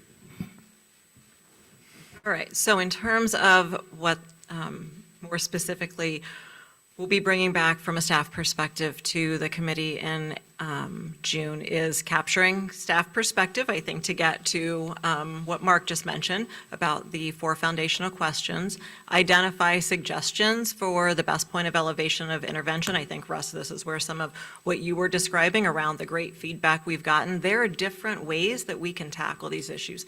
There are suggestions we already have in hand, whether from internal staff, from external partners, about changes might be possible in program materials and guidance. You might change application questions. You might think differently about the content or structure of a template, whether that's an easement template or management plan outline. It might be that some of these changes do require rulemaking. They are significant enough that we need to open a rulemaking process. There might be some that we need to look at a statutory change on. I would say it's explicitly around some of the tribal issues.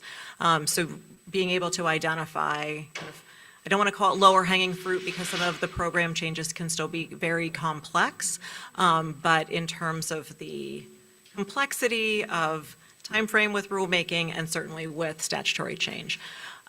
We'll bring back a mechanism or suggestion for a mechanism by which the board would provide formal direction and guidance to staff as we embark on program refinements. Outside of the rulemaking process, that is possible. We have a lot of information already living in program guidance for this particular grant program, but want to make sure that we're all clear on what we can and can't do outside of the rulemaking context. And then share ideas about process, next steps.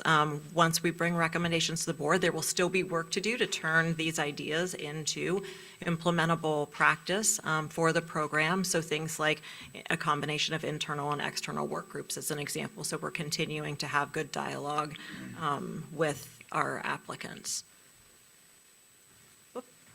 Okay.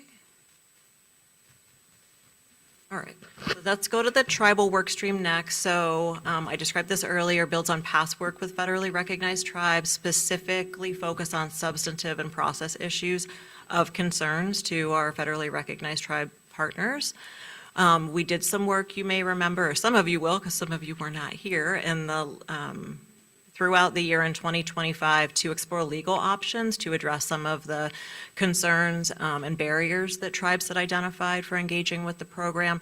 Shared that out in a memo to federally recognized tribes in late 2025 to outline these are some potential options, and they really do scale from program changes to rule changes to statutory changes. So we had the tribal panel, as I mentioned, in December at the ARE committee meeting. And then we've been doing some ongoing work internally as staff to research options. For example, are there some potential changes to tribal-specific documents, like creating a tribal-specific grant agreement, a tribal-specific conservation easement that might begin to get at some of these issues, but recognizing there may be some that are only addressed by statutory change. So wanting to make sure we're really clear on where can we pull a lever that's, relatively simple, where do we really need to think about bigger issues around rulemaking, statutory changes, and then reconvene a focused work group with tribes to talk through individually as tribes what are the interest areas, because we know that that may not be common across all 9 federally recognized tribes in Oregon. Okay, I will touch very briefly on this. We did some streamlining to the degree that we could before we launched the grant cycle. I think we learned a lot about it. Robin and Miriam and Audrey and I did last week, I think, an after-action review to make sure we captured our learnings from some of those changes that we made and the processes that we used.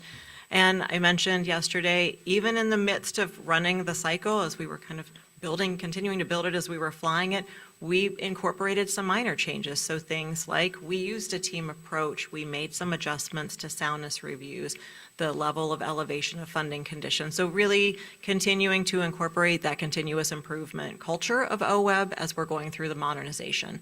And thank you for your deliberations yesterday following the grant cycle.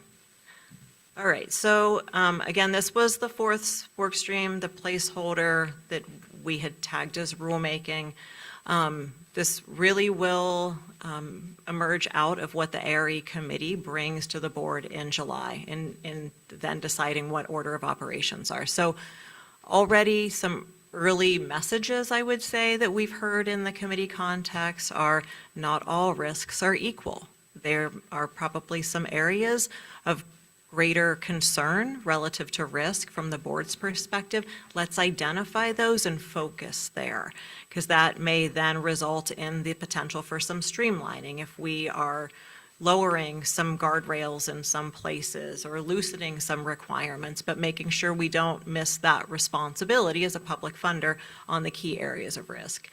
There was support from the committee about significance of habitat condition does matter, both at time of a project coming in the door and in the future, but let's maybe rethink how we approach things like expectations around restored conditions or desired future conditions, for example, through the management planning lens. Do we need to have a very prescriptive management plan process, or can we create more space for learning and dialogue and less upfront prescription?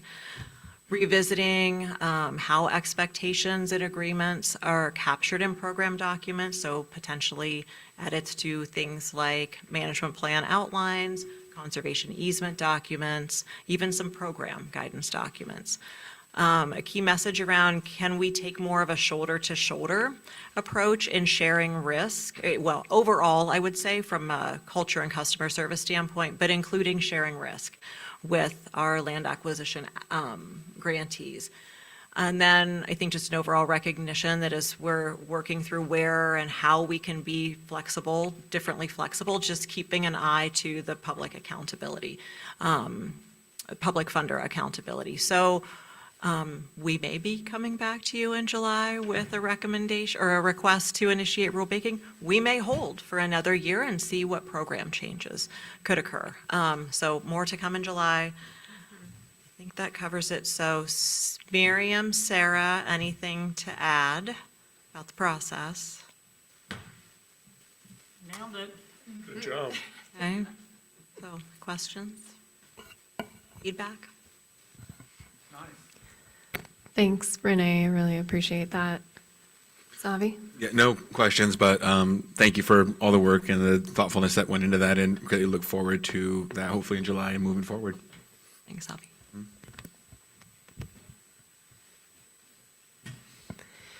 Thanks, yeah. I'll just say something really quick here.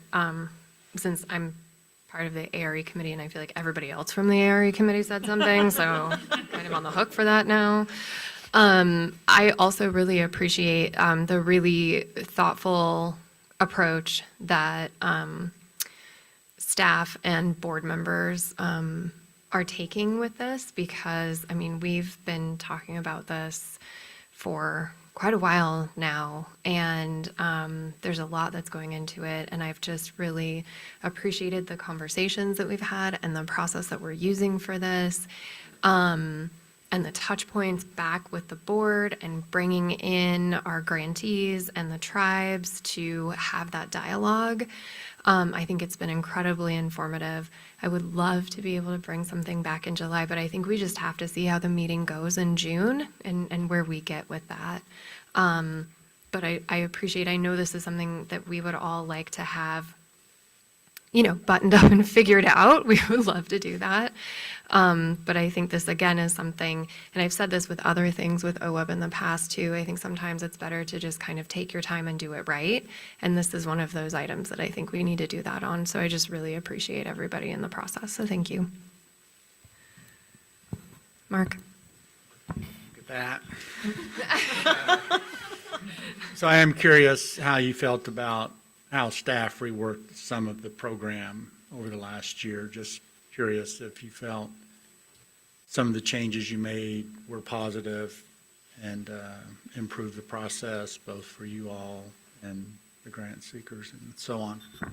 Yeah, I'm happy to share a few thoughts, and Miriam, I would love if you are interested in chiming in too. So I think without a doubt, taking the team approach was really helpful with the number of applications we had. It really was a necessity, but one of the things that we talked about in the after action review, and Robin, feel free to come up also, just having some clear lanes. We each had assignments, but there was still some fluidity, and that can create some confusion. So if we're going to continue to use the team approach, make sure folks know this is my charge. Let's communicate that back to applicants so they know with whom they're supposed to be connecting or asking questions of.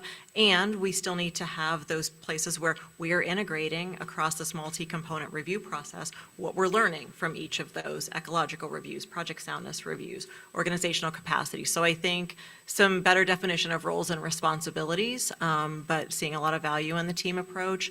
I think certainly the process with funding conditions, I think, was more expedited. I'll ask Miriam maybe to comment on that, because we go through a process with DOJ that I think fewer funding conditions makes that a simpler process. We'll need to be very attentive to the iterative communication and due diligence period we have with grantees, just to make sure we're on the same page around expectations. So those are a few observations that I had. But Miriam, thoughts you want to share? Yeah, I would second the comment, Renee, about the funding conditions. Taking them to a higher elevation really saved us time and effort up front, and it will necessitate more back and forth during the due diligence period. But I think that was a good move. And the team approach was really critical given the volume of work. We run a very thorough review process for land acquisitions. And, applications come in from around the state. So having a team of folks here who could work on them was really, really helpful. I would just note, one of the challenges of a real estate transaction program is it'll probably be 2 years before we can ask grantees that question and have gone through the next steps of due diligence and closing and the agreements in place and management planning at least being started. So I think a lot of what we have in mind, it'll be a while before we can ask grantees how it went. But we definitely will do that. That'll be important to circle back with that community. Mark? Did you have a sense that the changes you made helped address some of the risk concerns, risk tolerance, risk sharing, or did you not think of it that way? It seems to me like it addresses some of that. Yeah, I think by happy accident, I guess, we had some of these things in mind, but yes, I would say that certainly by having a half page of funding conditions versus maybe a full page or a page and a half, I think that does signal we're willing to incur some risk here. We also, and that's the importance of that iterative process, want to make sure we have very open lines of communication if issues pop up, because we may be sharing risk differently than we have in the past, and we don't want surprises for our grantees. We don't want to be, caught off guard if we could have helped to solve a problem. So I think we did incorporate some of those pieces in, but without full direction from the board, we were not intending to get out over our skis and go places where you all hadn't said, yes, we think you should change tack in this way. So trying to do a light touch of some of those changes, yeah. So just following on, I think that the fact that we approved 3 projects and the next phase of those projects and the interface between the applicant and the staff, there is, again, a critical learning period, and hopefully we'll be able to fold that in the final recommendations. Okay. Thank you, Renee. Thank you. All right. We are moving on to item Q, other business. So I will. Some other business. Yes, I thought you might. So we're going to take a minute here to preview the July meeting, and then I may call Courtney up briefly to share some updates. Then I will embarrass Stephanie. Those are our 3 items of other business. Forewarned. Let me find the slide version that I can see here too. Okay, so if the flavor of this meeting was transactions, the flavor of next meeting will be open solicitation grants. We'll also have the second round that we discussed at our last meeting of the Forest Collaborative grants that was sort of reposted with the broader set of, we'll tell you about it in July, the broader stuff.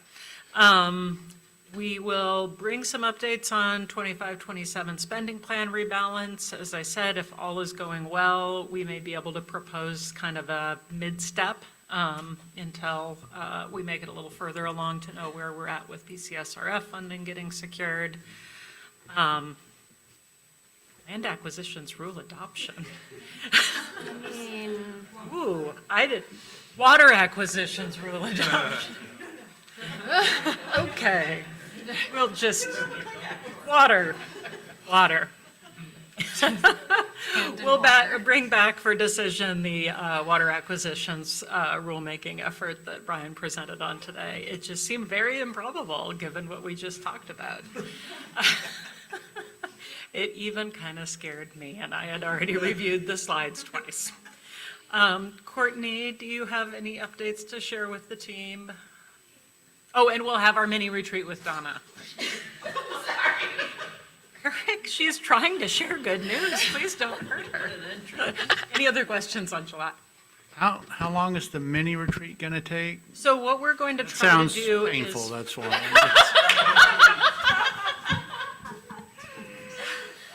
I think you underestimate Donna. I probably do. I think you do. I think For what it's worth, I'm looking forward to it. So we can balance each other out with Bobby it. will keep you cheered up. I think Mark just volunteered to be on the planning committee, so.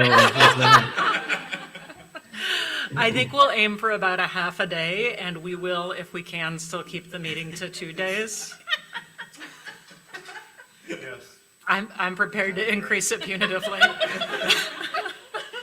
It will be more fun than it sounds like, and even just Donna's personality will carry it. I promise you that. If you haven't worked with Donna before, you cannot imagine how much fun she is. Saying I'm wrong.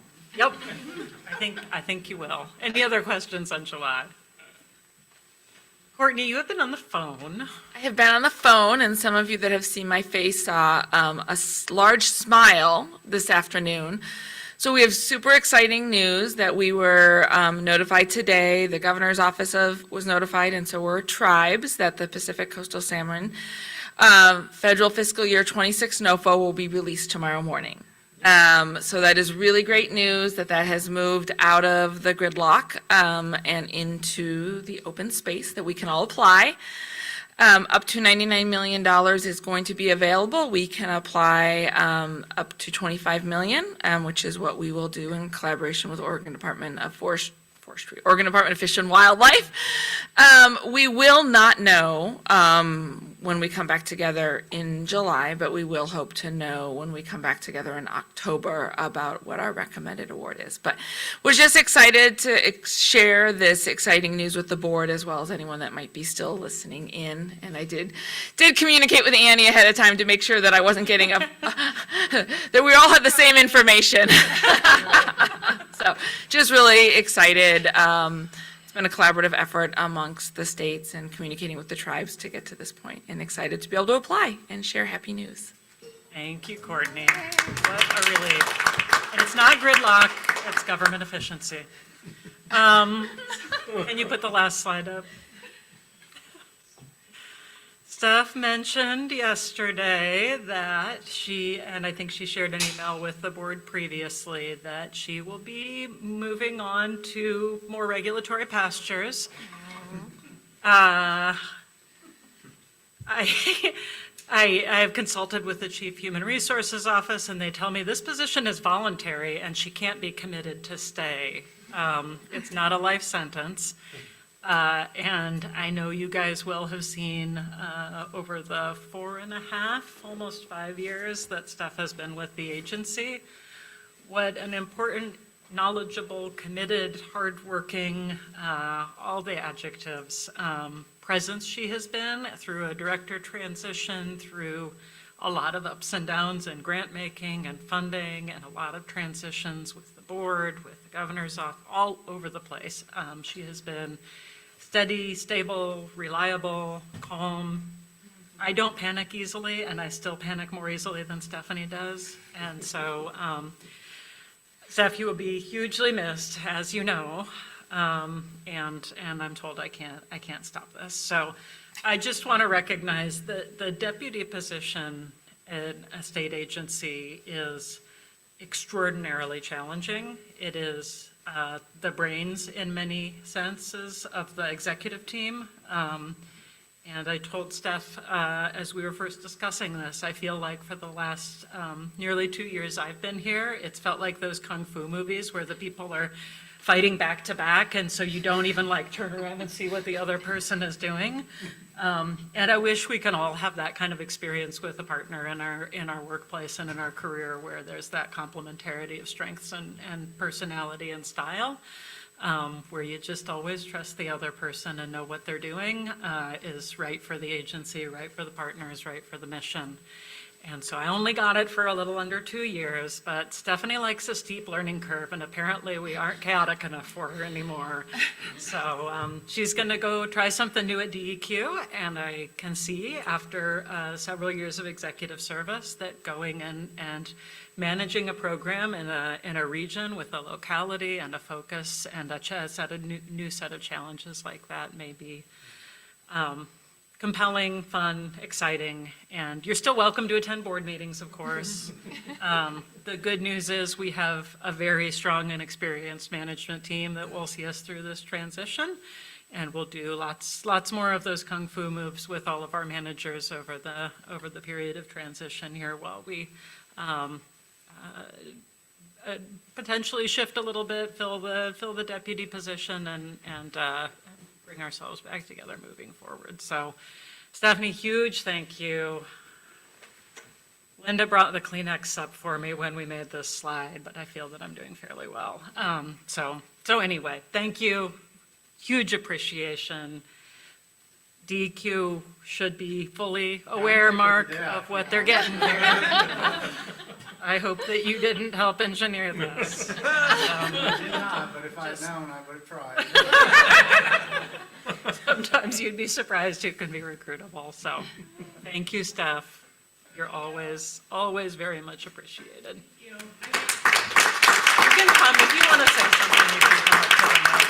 I didn't want to force you to come to the mic in order to be embarrassed, but you're welcome to come and make your comments if you wish. Well, I probably am repeating myself, some of the same things that I've shared with many of you over the last few days, but I'm so thankful to have had the opportunity to be here for 4.5 years. I'm thankful I've gotten to work with Sarah for 2 years and the rest of the executive team. It's an incredible staff. And I feel like I've learned so much, but it's just a tiny bit of the knowledge that's within the agency. It's just incredible. And yeah, I'm just thankful for how generous everyone has been with their time and their knowledge, and have been so thankful to get to know everybody on the staff as well as on the board. And I'm so excited about the direction that the agency's going and that the board is going. You just have an incredibly bright future ahead of you, and look forward to crossing paths with most of you, I hope, in the new role. So I think many of us are going to have connections into the future, and same with the rest of the agency. So I feel like I'm not going far, and I'll get to see many of you into the future. Maybe we should have staff delegates from the other agencies as well as board delegates from the Yeah. I think one of the staff I'll be working with is on the Region 2 review team. I don't see Mark to confirm that, but I'm pretty sure. So we kind of do. Yeah. Before long. So thank you, Stephanie. Let's maybe close it before anybody else gives us a surprise of any kind. Okay. I hate to ask. Okay. And so she's not asking. Okay, so I just want to seeing no other, nope, not seeing, okay. I just want to say thank you to everyone, both online and the folks that made it here in person. I want to say safe travels to everyone. Thank you so much for coming to our traditional homeland and being here. And for those that went on the tour yesterday, thank you so much. And yeah, we will close this April meeting of the OWEB board with the official gavel at 1:46 p.m. Thank you all.